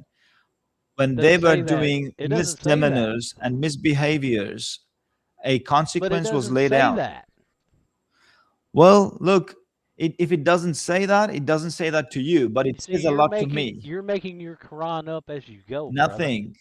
That's how you might think. See, no, I'm proving it right here in front of everybody.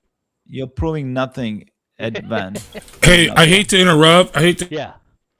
See, like doing keep dishes or something. Everybody's muted. So All right, Eric. I'll have to What are go you now because interrupting? there's a guest Hold waiting on. for me at my end. It was pleasure talking to you, and we'll see you next time. Okay. Yeah. Thank you for coming, Daniel. I'll be in contact, and we'll get something set up All in right. the future. Definitely. All right. God bless you. Bye. We'll see you. God bless you. Bye. Okay. Well, that was different than what I'm accustomed to, and I'm accustomed to seeing here on this station and on YouTube at the same time. all right, I'm sorry, real quick, Eric. Yep. Whoever has the fire alarm doing the chirp, please change the battery and let us know who you are because Sayed was last time he was here. You heard the same thing. Can anybody else hear this? well no, so there's bleed over because this program really sucks. Only I can hear him and it's really annoying even though no, he's not muted. Mute him. I just unmuted him, Rad. Okay. Cut me some slack, dude. All right, now it seems to be gone. Go ahead. Sorry. All right. I was just watching the Super Bowl. It looks like the Seahawks are up. Hold on. Everybody that cares, raise your hand. If it ain't the Bears, I don't care. Yeah, the Bears. The Bears, a bunch of losers. But hey, Eric, I just want to congratulate us on. There he goes again. Can you like remove him from the stream because it's really annoying? I'm not going to remove him. Sayed's he's gonna come up. He's coming up. Sayed. Yeah, Are you there? Yeah. Are you there? I will be in the back. But I like to make a 3 point and then I will go away. Okay. First of all, Go ahead. morality does not change. If marrying a 6-year-old girl today is wrong and 1400 years ago is wrong. Having sex with a slave or captive is wrong today and 1400 years is wrong. And slavery, Allah did not condemn slavery, but say to free the slaves. So why did Allah? Say that part again. Allah did not condemn the slavery. Okay, there is no in the Quran.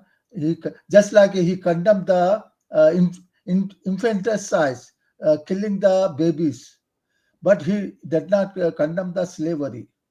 Very prevalent in the Arabia slavery was, but he said to free the slaves. Whatever if you do wrong, you free the slaves. Okay, Syed, can I interject here? First of all, is Syed a Muslim? Yes, I am Muslim. Okay, you said that slavery. No, you said that sex with slave women was haram back in the time of Muhammad, and it's haram today.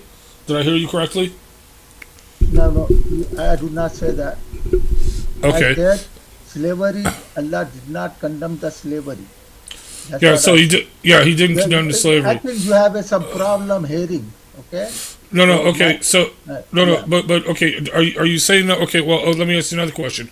You started out saying that having sex with children is bad today. It was bad 1,400 years ago. Is that correct? Yes. Morality does not change. Morality does not change. Okay. Can you have sex with a slave woman 1,400 years ago under Muhammad? No, wrong today, wrong back then. Minimum GP. What is that? That was Isa. I muted him. Chill. Okay. All right. Okay. I hate this program. Okay. Anyway. Okay. So the what do you make of the Quran verse that says permissible to you are your wives and what your right hand possesses? It's in the Quran. Yeah. Quran said if you have a sex outside marriage, you get 80 lashes.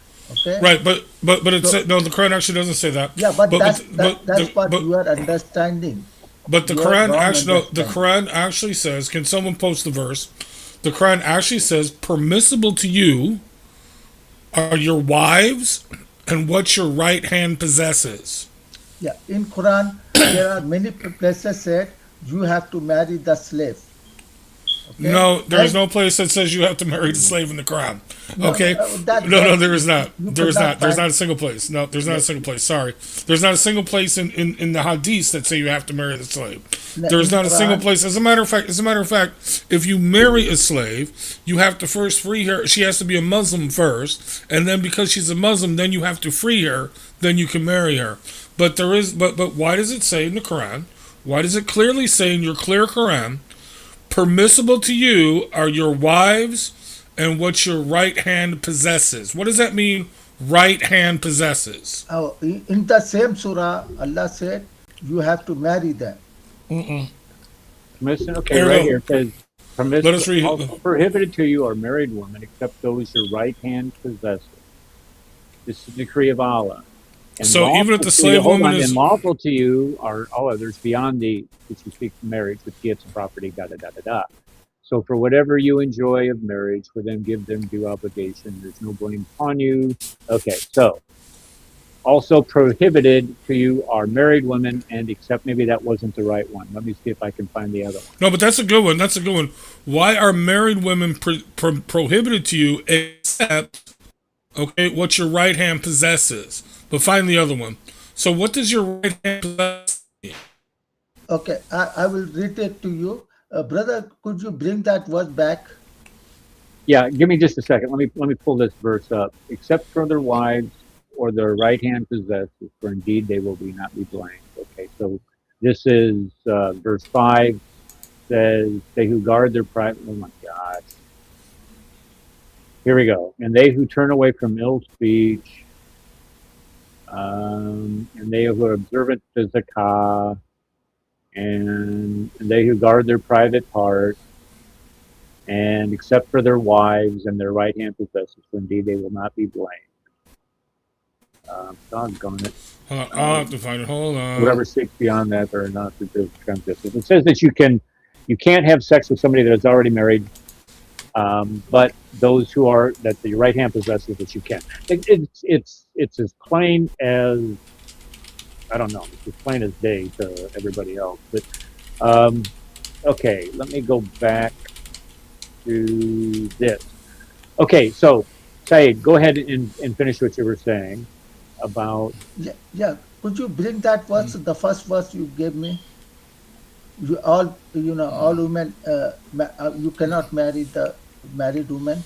Bring that verse back so I can read it to him and explain to him. That was 4. Let me see, what was that? That was 4:24. Is that the one you're talking about? Yeah, I think so. Okay, let me see if I can find it. Let me bring it back up. 4:24. Go show on string. Okay. Also permitted or prohibited to you are all married women. Brother, I will read it.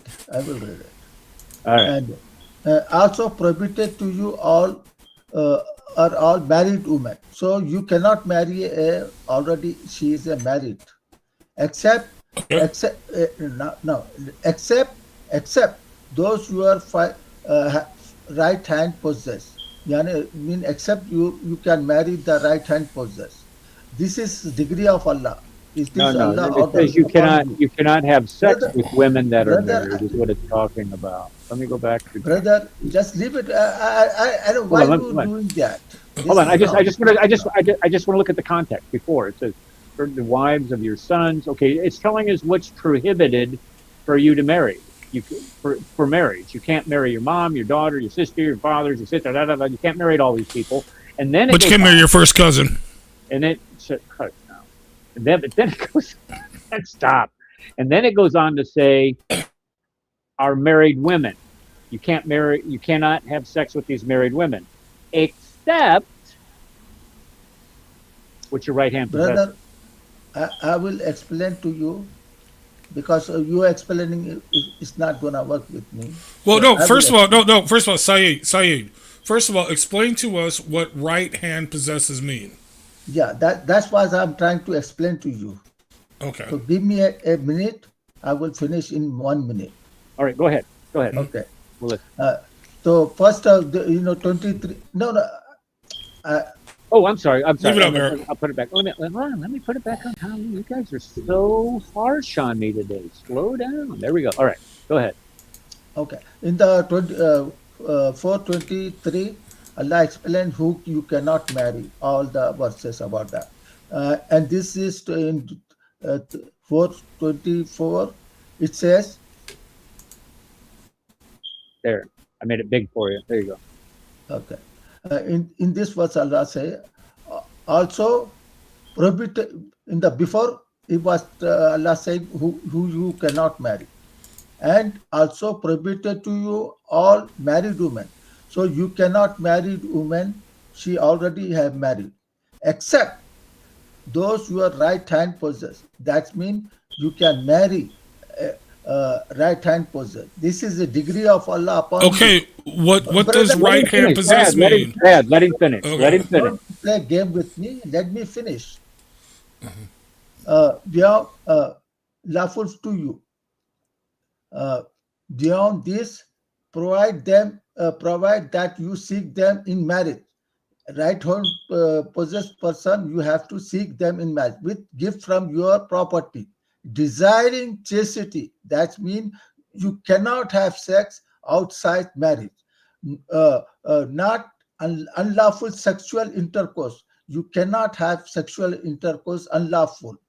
So for whatever you enjoy of marriage from them, give them their due compassion. That means you have to give them dowry as a obligatory. There is no blame upon you for what you mutually agree to beyond the obligation. Indeed, Allah is ever knowing the wise. So you understand this verse. So maybe somebody have tell you, you can have sex with a sex slave, all those nonsense. But I make you clear, and I think you understand now. Okay. Right. Yeah. Again, no, we don't, because you didn't explain to us what the term right hand possesses means. What does right hand possess mean? Right hand possess means a slave, or you have captive. Okay, very good. Very good. Okay, so clearly slavery was legal back then, 1400 years ago in times of Muhammad, in the times of the eternal Quran, but that's beside the point. But here's what it says. Prohibited to you are married women. We agreed on that, right? Married women, right? We agreed on that. Okay. Except, what does except mean? What does the word except mean? Except those you are right hand possess. So No, I'm asking you. I'm asking you. Okay, hold on. Let me pull up West's dictionary here. Okay, accept, meaning of accept. Give me a moment. Okay, accept. Okay, not including other than. That's what accept means. Not including other than. Do we agree on that definition? Before Allah said you cannot marry this all right. woman. No. Except Let me read. Possess. You can marry right hand possess. Doesn't say okay. If you cannot understand English, then it's your problem. Right. Okay. So again, I'm going to ask you one more time. What does the word? Can you highlight the word, Eric? Highlight the word accept, just drag your cursor over it, highlight it. I think you can.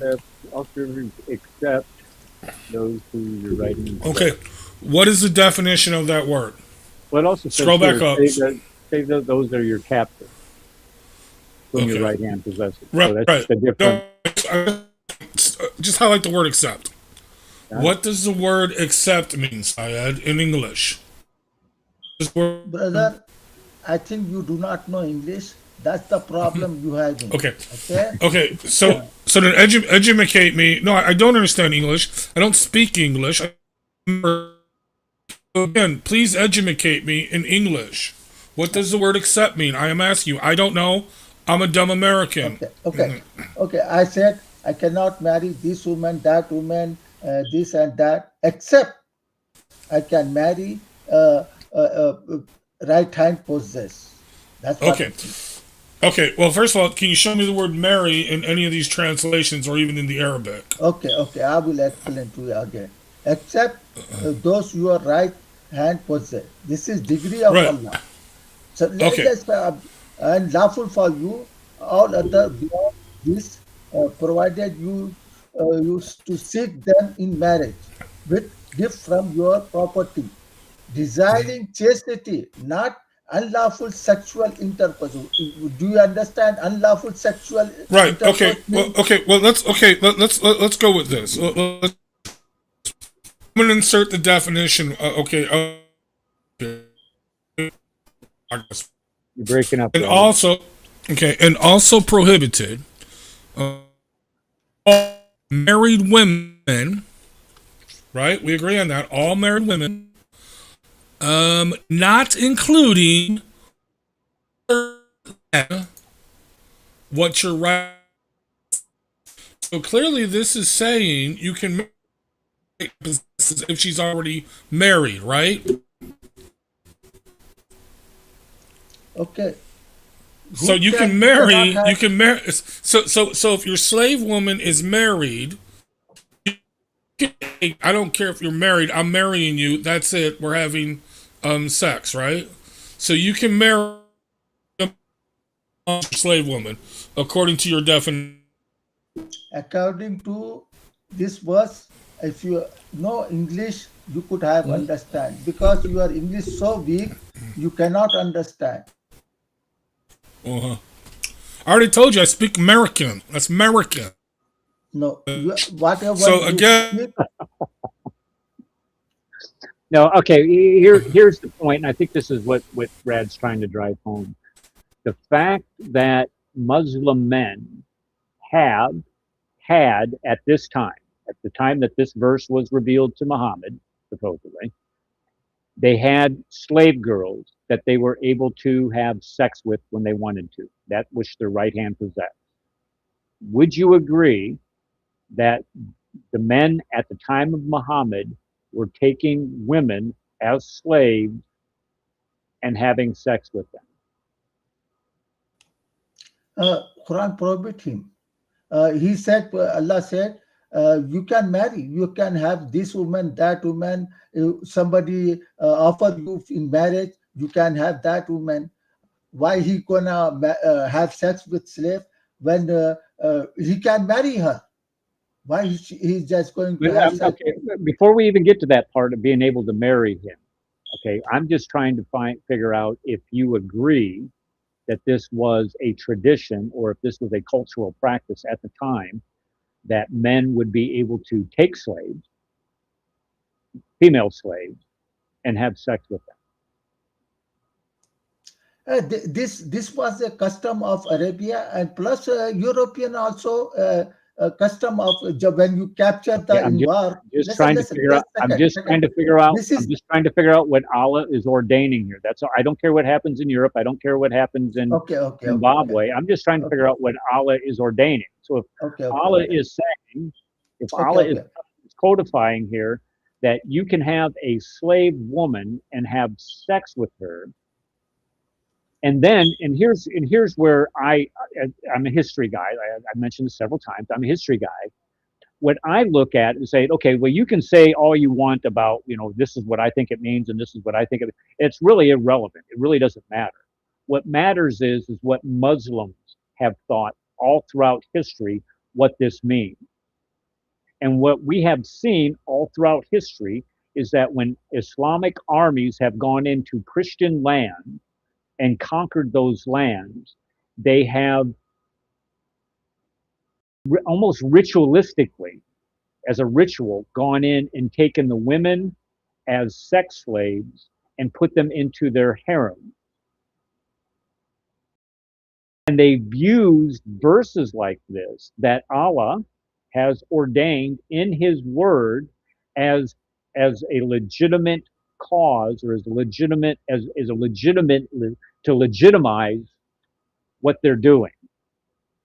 Would you agree or disagree that that is true? That this is what Muslims have done in the past, and they have used this as a way to legitimize what they have done, regardless of whether they're marrying them or not.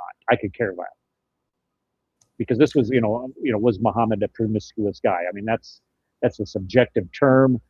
Um, but here we're talking about, did Allah say it is okay for you to possess a woman and have sex with her?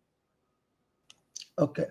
Throughout history, whenever war happened in the ancient history, even present history, when they capture female, they abuse her. American is a example.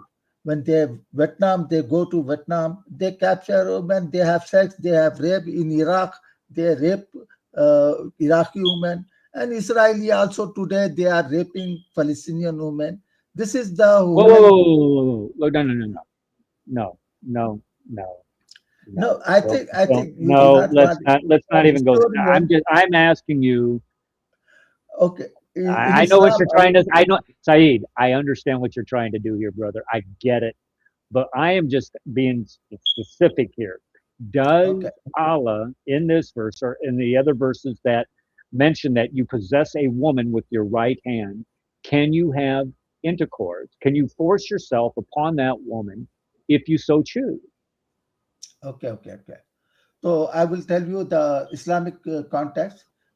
Before in Arabia, the pagan, there was war between pagans, and they have war, and if they capture a woman and they have sex forcefully, sex, because no woman, when she get captured by enemy, she will willingly have sex with the enemy. It never happened, this one. When Whoa, Islam whoa, whoa, came, whoa. No, no, no. We just listen, talked listen, about listen. Kaibar. I'm All going. right, I'm all going right, to the all right. Okay, your go, point. go, go, go, go, go, go. Okay. Islam came. Allah said you cannot have sex without marriage. One point. Okay. Let's finish that. If you have sex without marriage, Allah said punish them with 100 lashes. And Allah said without woman permission, you cannot even marry her. If she does not want to marry you, you cannot force her to marry you. So now Allah saying, you saying a woman to have sex is a slave in captured in the war, and she will not agree to have sex because no woman will be having sex with their enemy voluntarily. So you are saying Allah telling Muslim to rape her. That's what you claiming. Okay, so it is just nonsense. Okay. Allah Well, will Saeed, this is what I am glad, to be honest with you. I am glad that is your interpretation of it. I really am.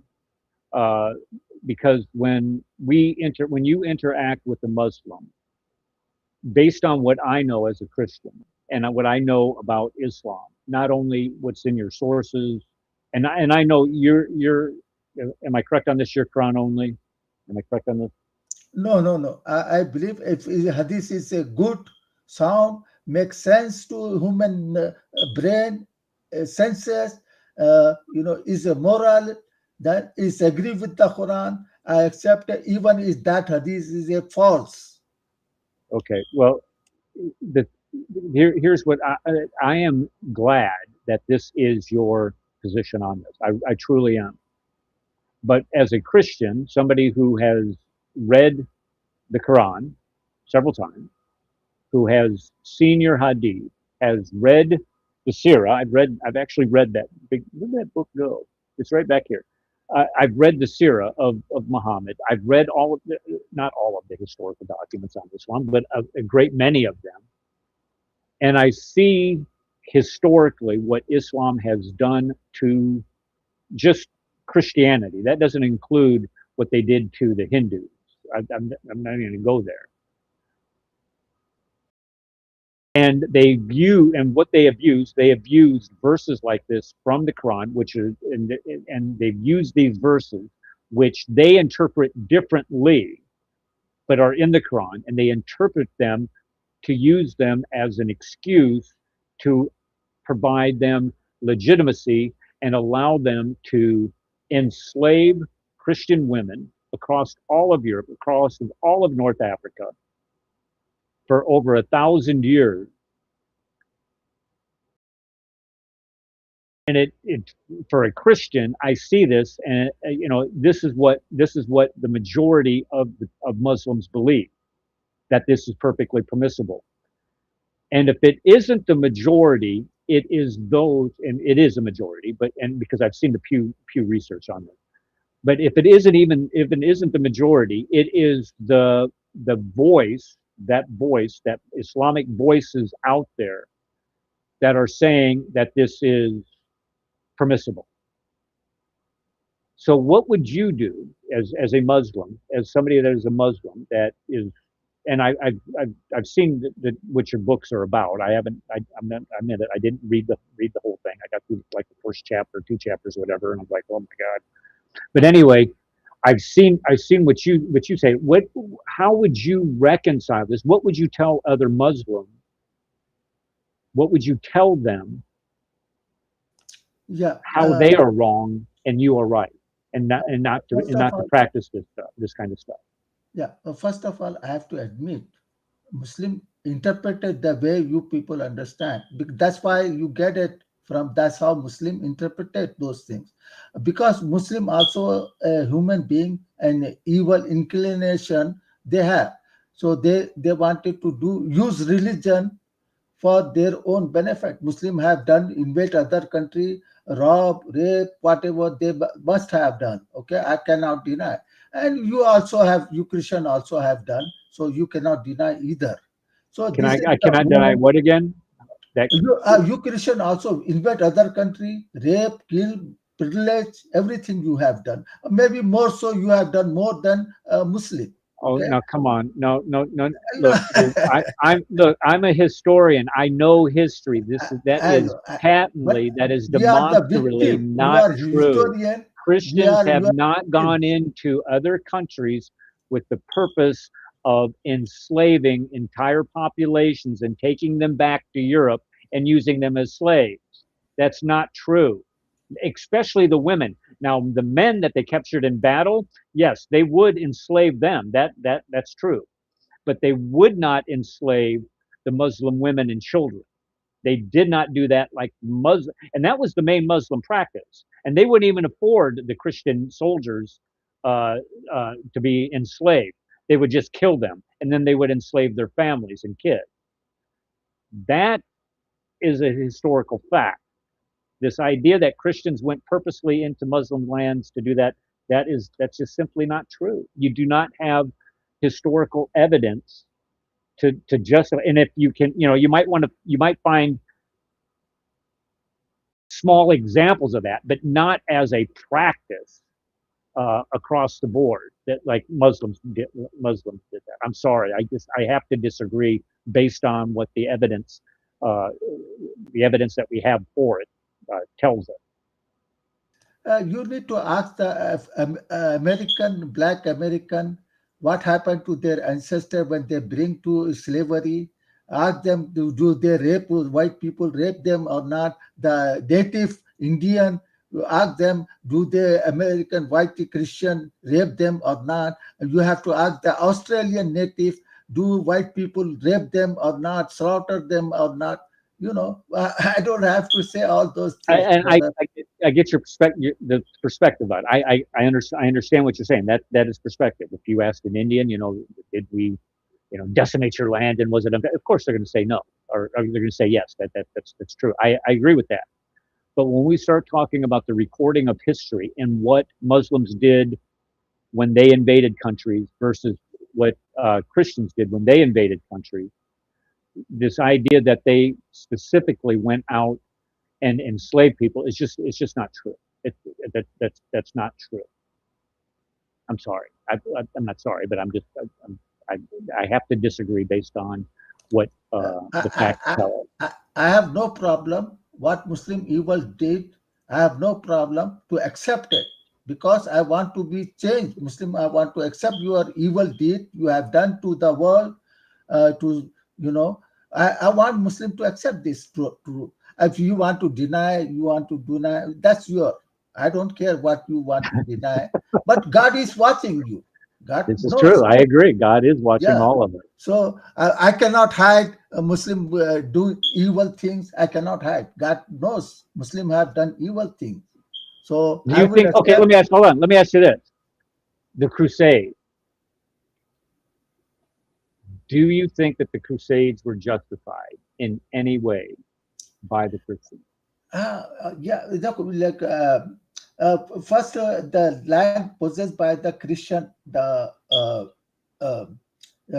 Jerusalem, whatever over there. So Muslim have no right to invade there, take over the land, because Islam is not about making empire, invading other country and making your own land. That's not what Islam about. Okay, so Muslim have a lot of things. They invade other countries like Iran. You know, this is violation of God law. You cannot invade other country, kill people over there, and loot their properties and make our own. This is not God want you to human to do this kind of stuff.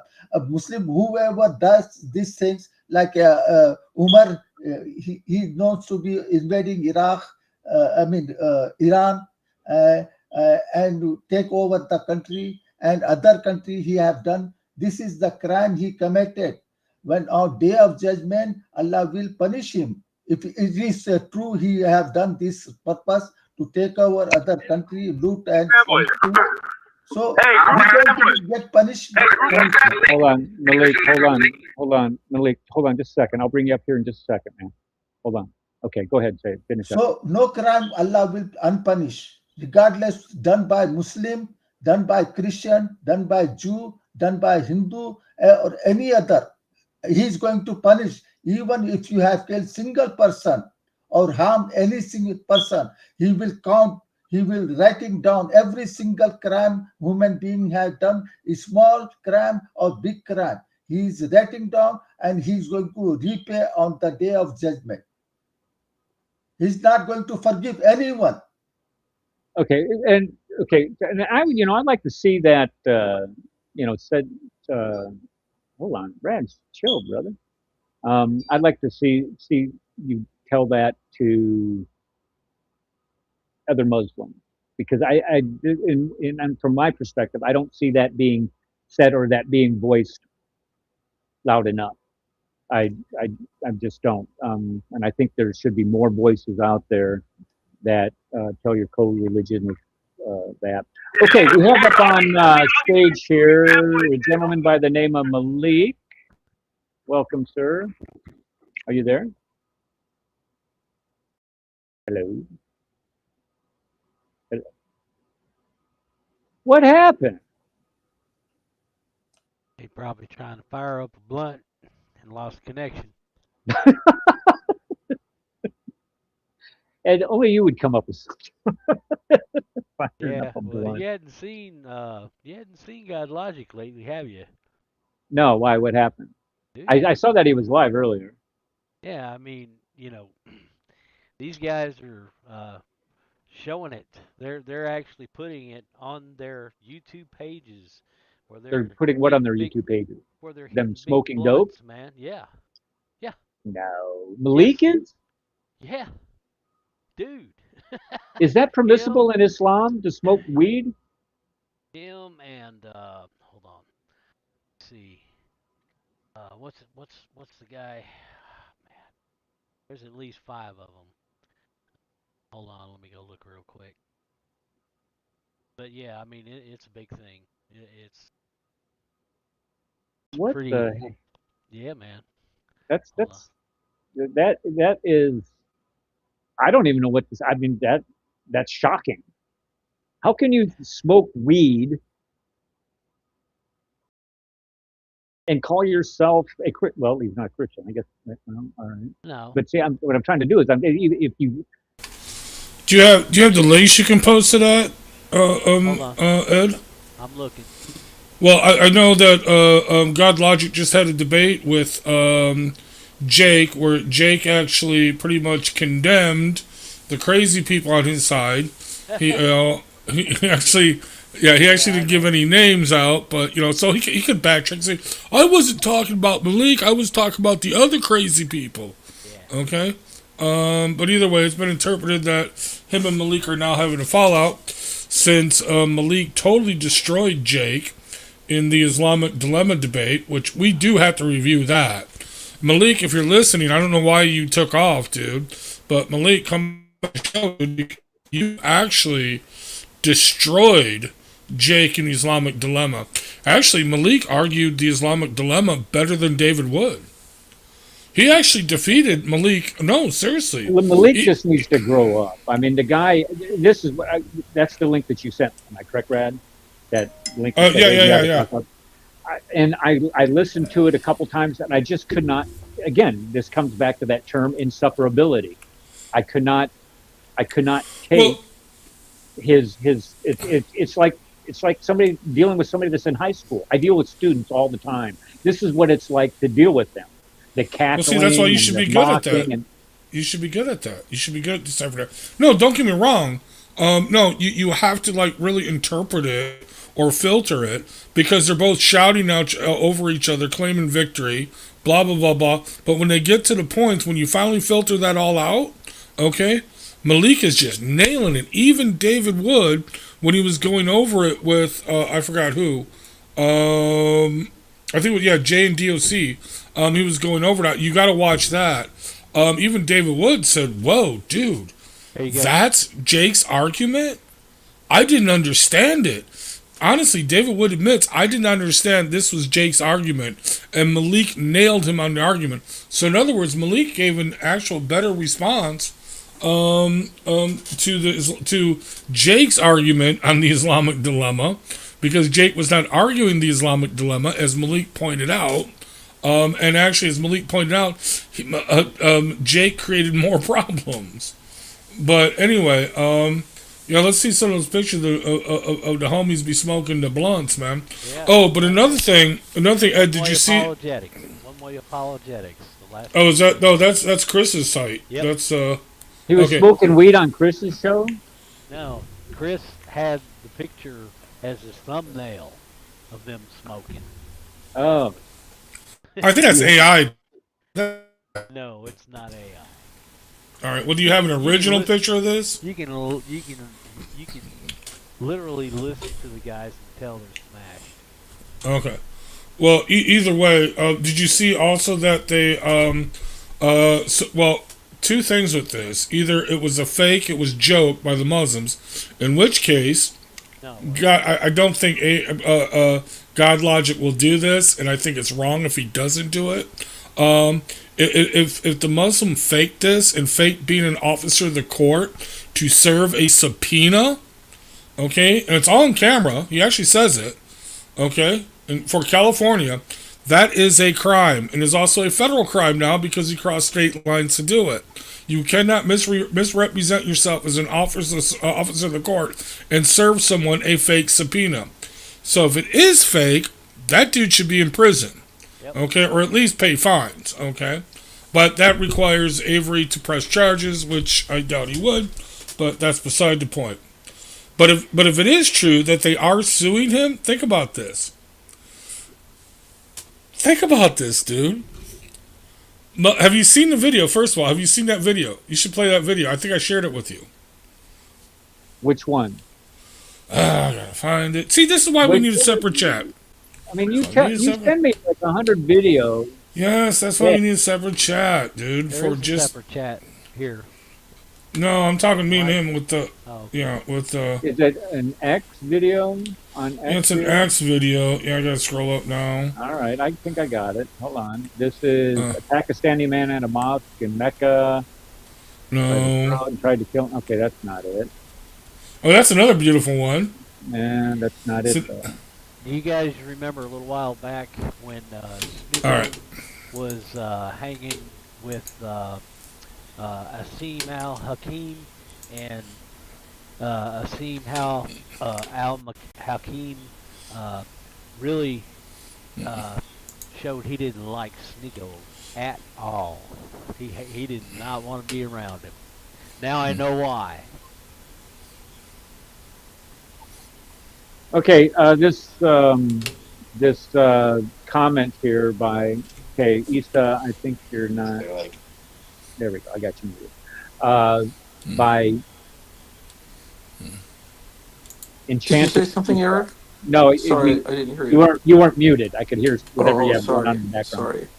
Who's The winning the Bible Super was written Bowl? by 44 authors. Oh, no idea. I'm not looking at that. I have a Oh. student government conference. Sorry. Good for you. Way to go.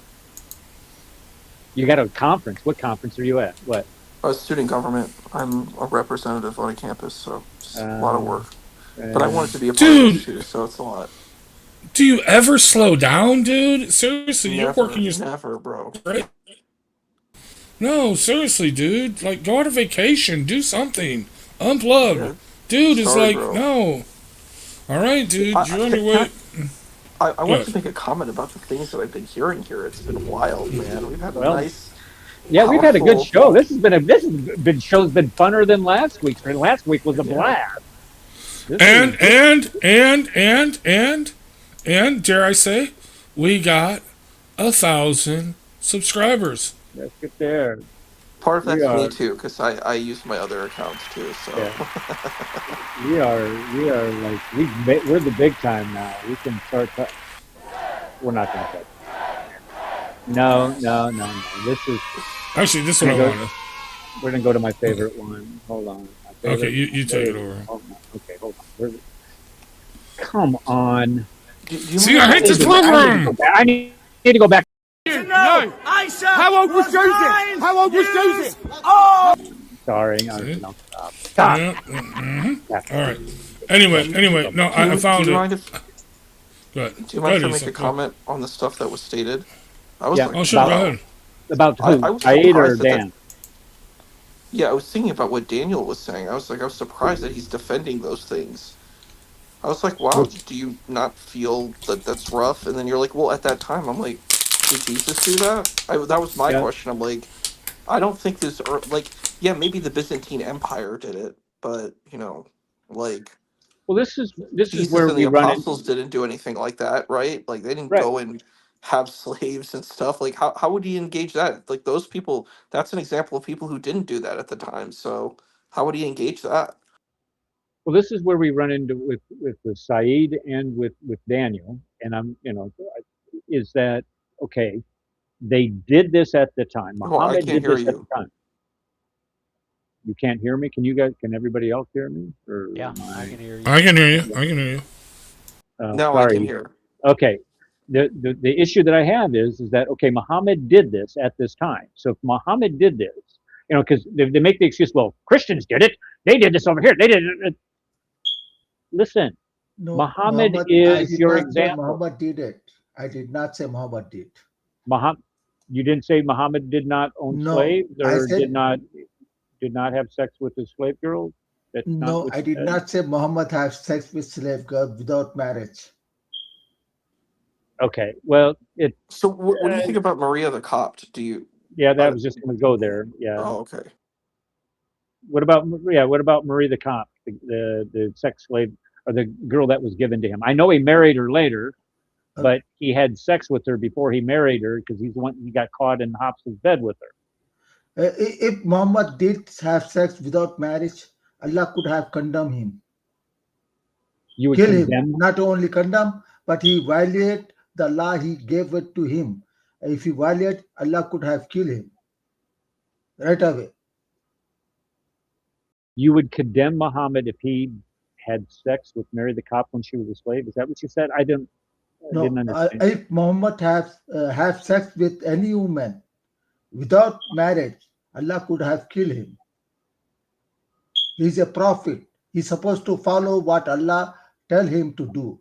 If he did not, Allah could have killed him and put him in hell forever.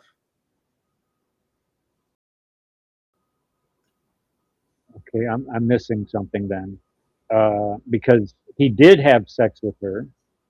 If he did, he broke Allah's commands. If Okay. All right. So if he did, but this is what the literature said. That hadith said, not the Quran said.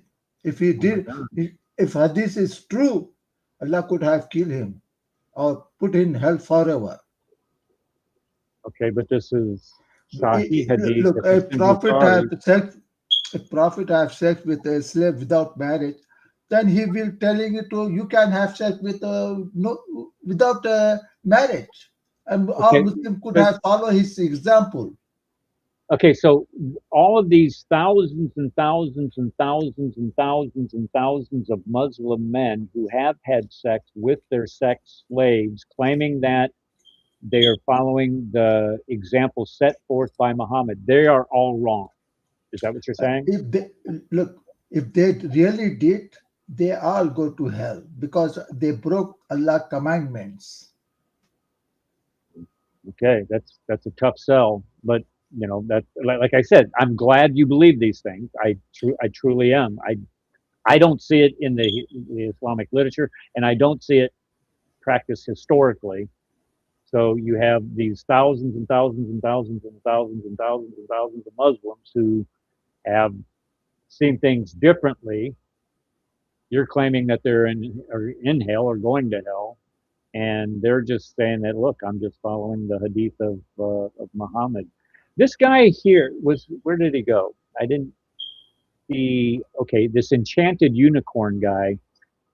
Do I have it still? Yeah, I still have it up here on the screen. Here it is. I'm sorry. Where did it go? Oh my gosh. He's asking who wrote the Bible. I would like to have a debate with him on that topic if he would be interested. Who wrote the Bible? And well, in the meantime, who wrote the Quran? Sorry, I'm getting off topic, but anyway. No, I found the video. I just want to play this. This is very. I hate this freaking program. Okay, God, it takes forever to share a screen, and then it didn't do it. Hold on. Ding dong, ding dong. Okay, Chrome tab. Okay. You gotta be freaking kidding me. Hold on. And you need to pay for StreamYard. Red and I had this conversation. When was it? Last night or the night before last? I was going to go in and buy a subscription to StreamYard. I was going to bite the bullet. Say, okay, we're going to buy StreamYard. And then I went to pay for it, and it wanted $461. Just because, no. That was for the year. That was for the year. And I thought, okay, well, I'll just do it monthly. And monthly, it's $45. Right, but then you cancel, and then you get it half price for a year. Whatever. That's what I'm trying to tell you. Let's go. There's a share button down there at the bottom. That's what I'm waiting for. I'm waiting for the share. Yeah. All right, go back. I'll try it again. But go ahead, talk amongst yourselves while I try this again. Hold on. I think. Hold on. It's now coming up. Okay. All right. Okay, here we go. Share, here we go. All right. Can you see it? Yeah, I can see it. All right, I'm going to play it. 25th, 2026. Hey, everybody else. This was, Friday night? This is Friday night at the debate in Dallas, I think, but it was in Texas. But I'm not sure it was in Dallas or Houston. I think it was in Dallas. Okay? But anyway, he had the debate with Maleek, which is the true religion or something like that. Anyway, but this is like before Anthony Rogers, I believe. But anyway, here we go. Hey, Avery Austin Jr. Can you hear it? Yeah. Okay, here we go. You've been served. Avery Austin Jr., this is January. You have a court date. The court date is... I'm dead serious. You have a court date. The court date is February 25th, 2026 at 9 a.m. Department C61. I'm not police, but you are being served by the state of California for the assault charge in Balboa Park. You're not welcome at the park anymore. Okay, so pause it. Who is this that's serving him? That sounds like nonsense. Who's serving God Logic here? Who is this guy? I think it's one of the guys that was at Balboa Park, okay? One of the Muslims. But okay. This is not a deputy serving. Absolutely not. Casino. That's not what happens with these types of things.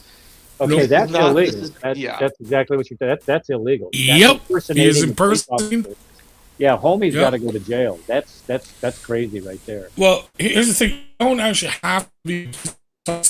You just have to be what's called a process server, and you have to be sworn in. Okay. It sounds like you got those some are the. experience with these warrants, Rad. What's that? It sounds like you got some experience with these warrants. What's up with that? I've got a lot of them from them and hiding from them, but that's beside the point. But here, notice what he says for the assault at Balboa Park, because there's more to this. Let me get back to it. I'm going to rewind it. So I want, you guys all caught it. You guys all caught it, right? Right. Okay, so here we go. Let me find it again. What did I do with it? Okay, now this is my fault. I have too. Okay, here we go. I'll play from the beginning. Hey, Avery Austin Jr., you've been served. Avery Austin Jr., this is January. You have a court date. The court date is. I'm dead serious. You have a court date. The court date is February 25th, 2026 at 9 a.m. Department C61. I'm not police, but you are being served by California for the assault charge.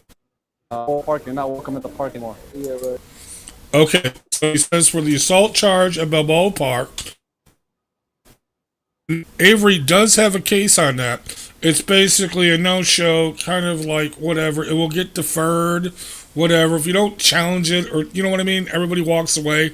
It's no big deal. It's basically a nuisance charge. Basically, the cops at the park just separated the two and told them to go home. You know what I mean? Okay, I saw the that's video. all. Yeah, But that's all this is. Yeah, nobody got put in cuffs. You know what I mean? You know what? No, it's just basically, look, you guys have gone too far.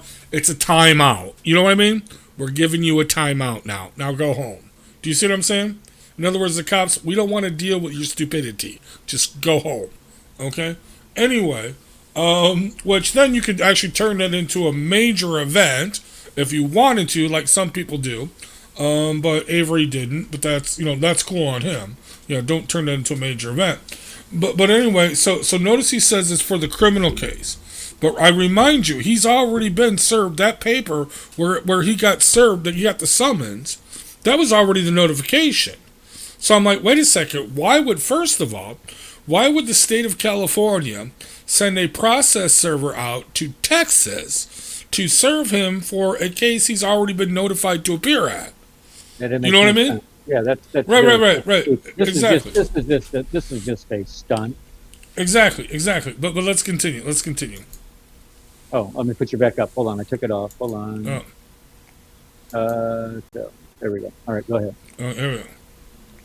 Let me back it up a little bit, son. Anymore. Yeah, right. No, it is. Make sure you get that paperwork. It has all your information on it. Yeah, right. And Balboa Park, you're not welcome at the park anymore. Yeah. Oh yeah, he says he's not welcome at Balboa Park anymore. Wait, no, that only has to be determined after a court. Well, they can do a what? No, this whole thing. Listen. No, you cannot do that. That's BS. That is exactly. Okay. Only unless you're convicted, and they say unless they trespass you can't and convict you. Right. You can't ban somebody until you have they've been given due process. Exactly. No, that would have to be a total trespass, and you have to be convicted of trespass. And then they say, as part of your condition, that we don't throw you in jail, you can't go back there for at least while you're under this probation. You know what I mean? Okay. Anyway, let's continue on. But they couldn't even do a Balboa Park because it's a public park. I mean, I guess they kind of could, but no, that would be like really weird. But anyway, let's continue on. No, it is. Make sure you get that paperwork. It has all your information on it. You want to open it? Yeah, Avery says, does he say I know who you are? Because I believe the Muslims are saying it's one of the guys that was at Balboa Park. I don't know. He says I don't. He says I don't know who you are. This is the state of California. I think I'm playing. You're being served, bro. Look. I think Avery just tears it up. Civil harassment lawsuit. Do not. Well, see, now he says right there, it's a civil harassment lawsuit. Yeah. Now it's something completely different. So, yeah, now it's completely different, but, okay. Still, no. How can you... Okay, well, I guess you can, but let's continue on. Who's this? How does it feel to lose? Sir, I don't know who you are. No, how does it feel to lose? They're actually claiming this as a flex. They're actually claiming this as a win. They're actually claiming that Avery has now lost. Now, let's assume that it is true that they are suing him for harassment. No, you must serve, and he must take it. I don't get. No, you actually don't have to. That's another thing. You don't have to. But the process server can actually say you have been served and just throw it in your face and walk away. That's really all they have to do. Okay. Anyway, but let's continue on. Just to let you know, so in case you say I didn't accept it, yeah, no. As long as they see you face to face and they throw it in your face and they're going to testify in court, they'll have the video, and they say, yeah, we actually threw it in his face. He did accept it. We did notify him. You know what I mean? But they can't like leave it anonymously at your door. Okay, just saying. But anyway, let's continue on. Hey, boss. How does it feel to lose? Take care of yourself. How does it feel to lose? Hey, Avery Austin Jr., you've been. But here's another thing: if this was a civil case, this would not be dealt with this way. It would seriously. Okay, well, actually, no, it would be. With rare exception, they would have to first. You have to notify them by mail. Blah blah blah. And there's all kinds of steps to get to this. No. See, he stepped on it by saying that you can't come to Balboa Park. Exactly. No, that's not a civil. That's Right. that's not civil. That's criminal. Right, exactly. No, that would be a trespass. You're committing criminal trespass, and they could trespass. But here, let's say this is totally 100% legit. That they got some lawyer to go to court to actually sue him for harassment and get an injunction upon him. Okay, for what do you call it? We're going to restraining order upon claiming this as a win. Why? Because shaking, okay, got logic to a debate. Says, if you show up anywhere, anytime, any place, I will debate. Right?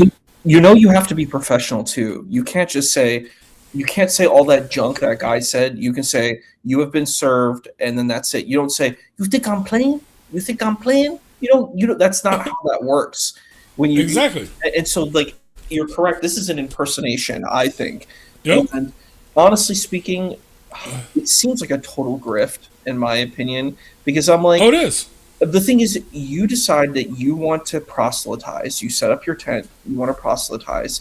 If you believe in the marketplace of ideas, which these people do, at least they claim that they do, and they believe in free speech, then they have to be prepared that people will counter what they're saying. You don't just get to do da'wah, and people don't get to do their da'wah. You know what I'm saying? Like, this is ridiculous. You don't just get to set up a tent and say, Jesus is a Muslim, and think that that's okay when other people don't agree with that. You know what I'm saying? So it's like, you either believe in free speech and you're open to it, or you're being a craven coward. And I think this is cowardice. Going up to his wife, I'm like, what are you scared of? Okay, hold on, everybody, hold on. No, hold on. I got breaking news right now from a source very close that actually is involved. No, seriously, right now, just came in, says, LOL, yes, they gave him an emergency restraining order. What? The Muslims put an emergency restraining order on him. So now he has to appear, okay, in a couple days. If he, no, seriously, think about this, dude. Okay, so this is legit. Okay, think about this. So they got some Muslim lawyer, dude, just like Muhammad Hijab. They got some Muslim lawyer. Emergency restraining order. So, can you hear me now? Is this better? Yeah, I can hear you. Okay, so they got him, a Muslim lawyer, to file an emergency restraining order, okay, on keep him away from them at Balboa Park. They have an emergency restraining order against Avery to keep Avery away from them at Balboa Park. It's a hearing. So, in other words, Avery has to show up to say why he shouldn't have. This is lawfare. Avery has to show up and say now why. Well, Avery can just ignore it and say, piss off. Okay, fine. I won't go to Balboa Park now for 3 months. You know what I mean? Okay? Is it a permanent restraining order? No, they can only do it like in monthly period. But no, they can actually do it keep applying. Well, no, they would have to justify it, but no, they can do it like 30 days, 90 days, whatever. But no, it's not never permanently. Why But are no, you, Guess where everybody's going now. exactly. Right. Guess where we're going now. You're gonna try to keep us out of the car. I'll fly out there myself. And Issa, exactly. They are posting this as a flex. They are posting it. It's cowardice. Exactly. I mean, why are you scared? Like what Sheikh Uthman did was cowardice. Yeah. The thing is, if you have good arguments, be ready to debate. The problem is, Avery knows these arguments well. The Salafism, Avery is like kryptonite to Salafism. You know, like any Salafi who comes, he's just going to beat them. Like Salafis can't win against Avery. You know what I mean? You can't have your cake and eat it too. If you want to say the Bible is corrupt, the Torah and the Zabur are corrupt, the thing is there's consequences for taking that position. So the thing is, all of these types of positions that are taken, all the literalism that's taken, you can't win because he knows all the Quranic verses. He knows the Hadith. They can't win, and that's why they're running. So like the thing that said they act tough, but they can't win. You know, that's it. I've watched his debates. No, I've not seen one person who's beaten him, like at all. Like it's bad. I've not seen, like I saw the one guy who was a Quran only Muslim. You know, he comes on modern day debates sometimes. He did terribly. He couldn't win. He's like, you know, he tries to make the verse fit whatever agenda he has, but I'm like, that's not how Islam works. The understanding of Islam is that it's built on a foundation. It has a foundation. The Torah, the Zabur, and the Injil are this foundation. You have, if a Muslim has to reconcile these texts, that is the only way. You cannot play the game of saying that they're corrupted because it refutes science, it refutes academia, it refutes any logical progression. You have to take a position of reconciliation, and it's hard, but that's the only route you can take. You can't say it's corrupted because then you'd have to have an original source text. You don't have that. And then you can't play cherry picking mode and think that anybody is going to take you seriously. If you're just like, well, I'm going to cherry pick whatever I want that fits whatever I'm doing, then you're just doing circular reasoning. It's bad logic. And it just doesn't work. That's why it's like no one is winning in this argument because it's not honest debating, I don't think. Oh, it's not, but no, but Well, you expect Muslims to engage in an honest debate, Issa? Is that what your expectation is? I don't know. I thought so. Yeah, like I was thinking of what was that one guy's name? He had the beard, the Daisy guy. What was that guy's name? He used to be around, but he's not really around anymore. Shabir Ali? Yeah, Shabir Ali. I thought that was someone who was more, ingenuous, but not Muhammad Hijab. Oh no. Well, no. Shabir Ali has an F Dawa score. They threw him under the bus. But no. Seriously, think about this. Yeah, he was. Yeah, no. They kicked him to the curb long ago because he was no. Dude, they are actually considering this a flex, dude, a win. He actually says, "How does it feel to lose?"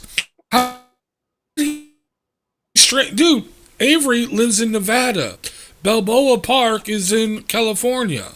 He pays money, okay, to go out to Balboa Park, okay, to go out to these places to track Uthman down, because Uthman was saying, "I'll debate you any place, anytime. Show up here, show up there, show up." You know what I mean? And every time Avery did, Uthman was like, "Oh, I can't debate him now, no."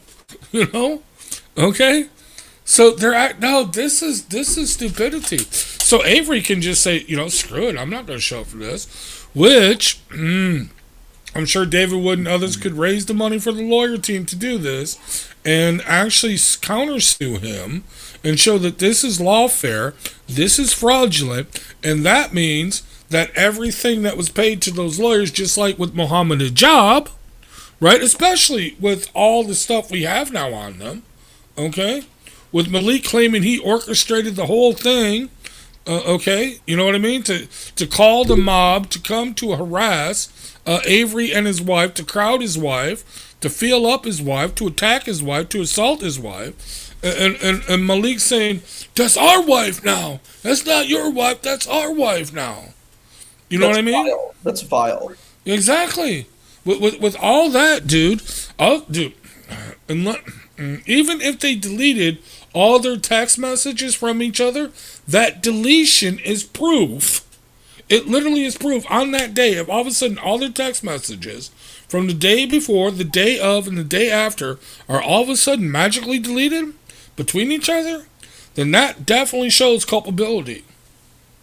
I know because I listened to NK legal advice. Anyway, but that's beside the point.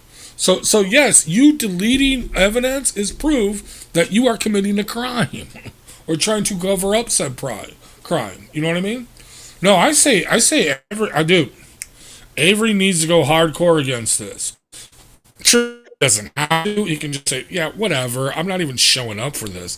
Fine, you're going to get 30-day or a 90-day restraining order, which is going to expire. Whatever, I don't care.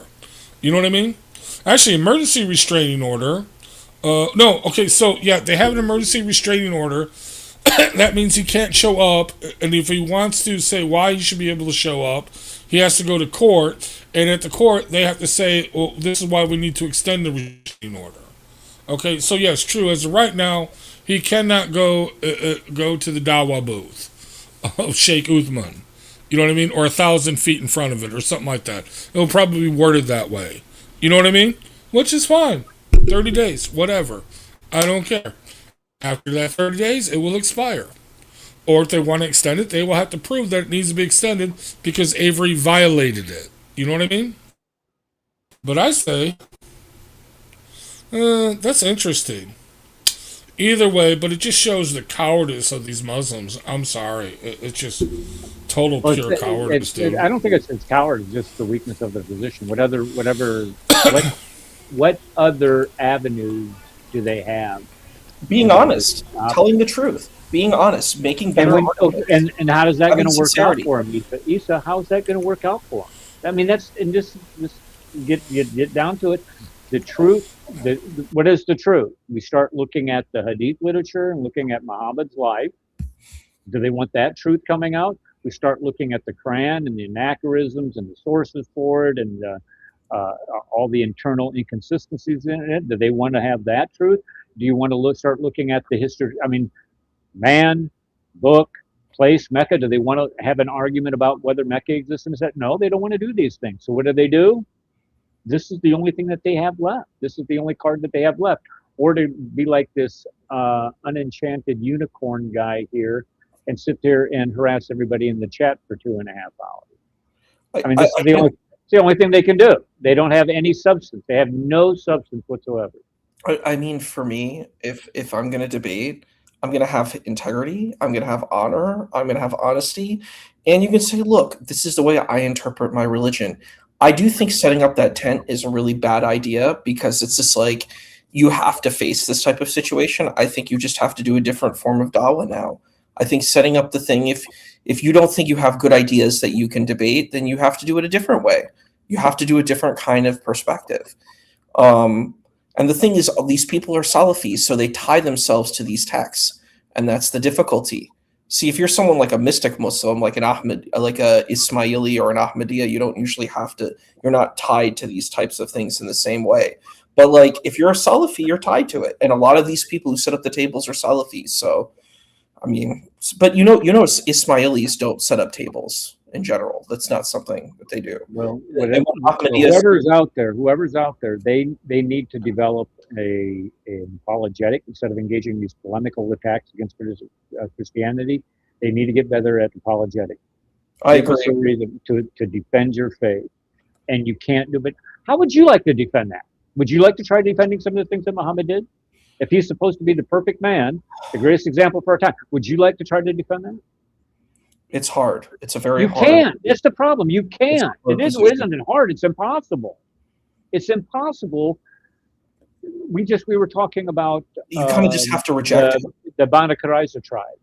He had 600 men killed in one afternoon. 600, right in front of him. Dug a ditch. Boom. Cut their heads off. You would have to reject these sources. You have to reject these sources. Yeah. Yeah. Well, okay, then if that's the only to reject your history is the only way to defend it. That's a heck of a position to be in. All right, guys. Well, that's the thing. Hold on. Okay, let me just finish with one thing because I mentioned that. So again, I actually shared this with you as well, Eric. We actually do. Well, we'll talk later. But anyway, my favorite Islamicist of communist mayor of New York City issued the jihad against ICE and actually declared that the Prophet Muhammad was the best example for immigration, because when he was an immigrant to Medina, he was welcomed as a stranger. So therefore, New York City must welcome the Muslim immigrants as strangers. The only problem is after Meccans or Medinans welcoming, actually 2 years, 2 years of welcoming in Muhammad as a stranger, he doesn't kill all the Jews, okay, or enslave them or drill them out. You know what I mean? And then within a few years after that, he done conquered all of Arabia. So yeah, that's not a very good example of immigration to call on Muhammad, and it's just kind of funny. But anyway, I'm glad I was able to join the show. You were late? Yeah. Well, because I was doing something. I got it. You know, we all got things that we got to do. And we do appreciate you coming. Right. Everybody else that came tonight. Ed came tonight. We like always good to see Ed. Ed, I told you to be nice. You didn't play nice. What is up? But I speak American. Well, I saw Ed come up in the chat, and I saw him in the chat, and some of the comments that he making. And then I saw him come up in the thing. I was like, "Oh boy, it's going to get hot." Here he comes. Ed's always welcome. He knows that. And then our friend Darcy made it tonight. Thank you, Darcy, for coming.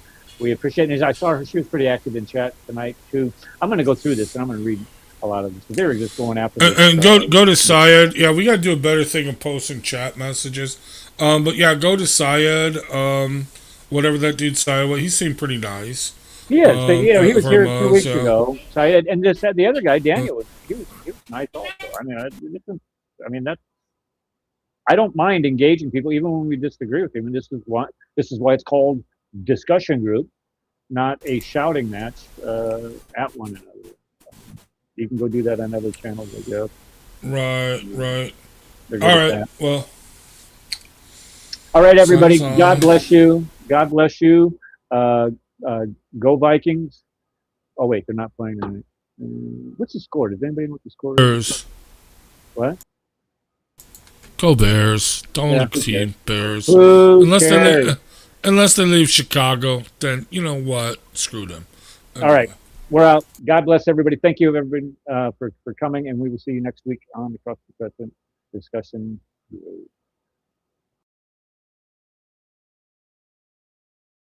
Advanced student and specialist, that the standard narrative has holes. That's what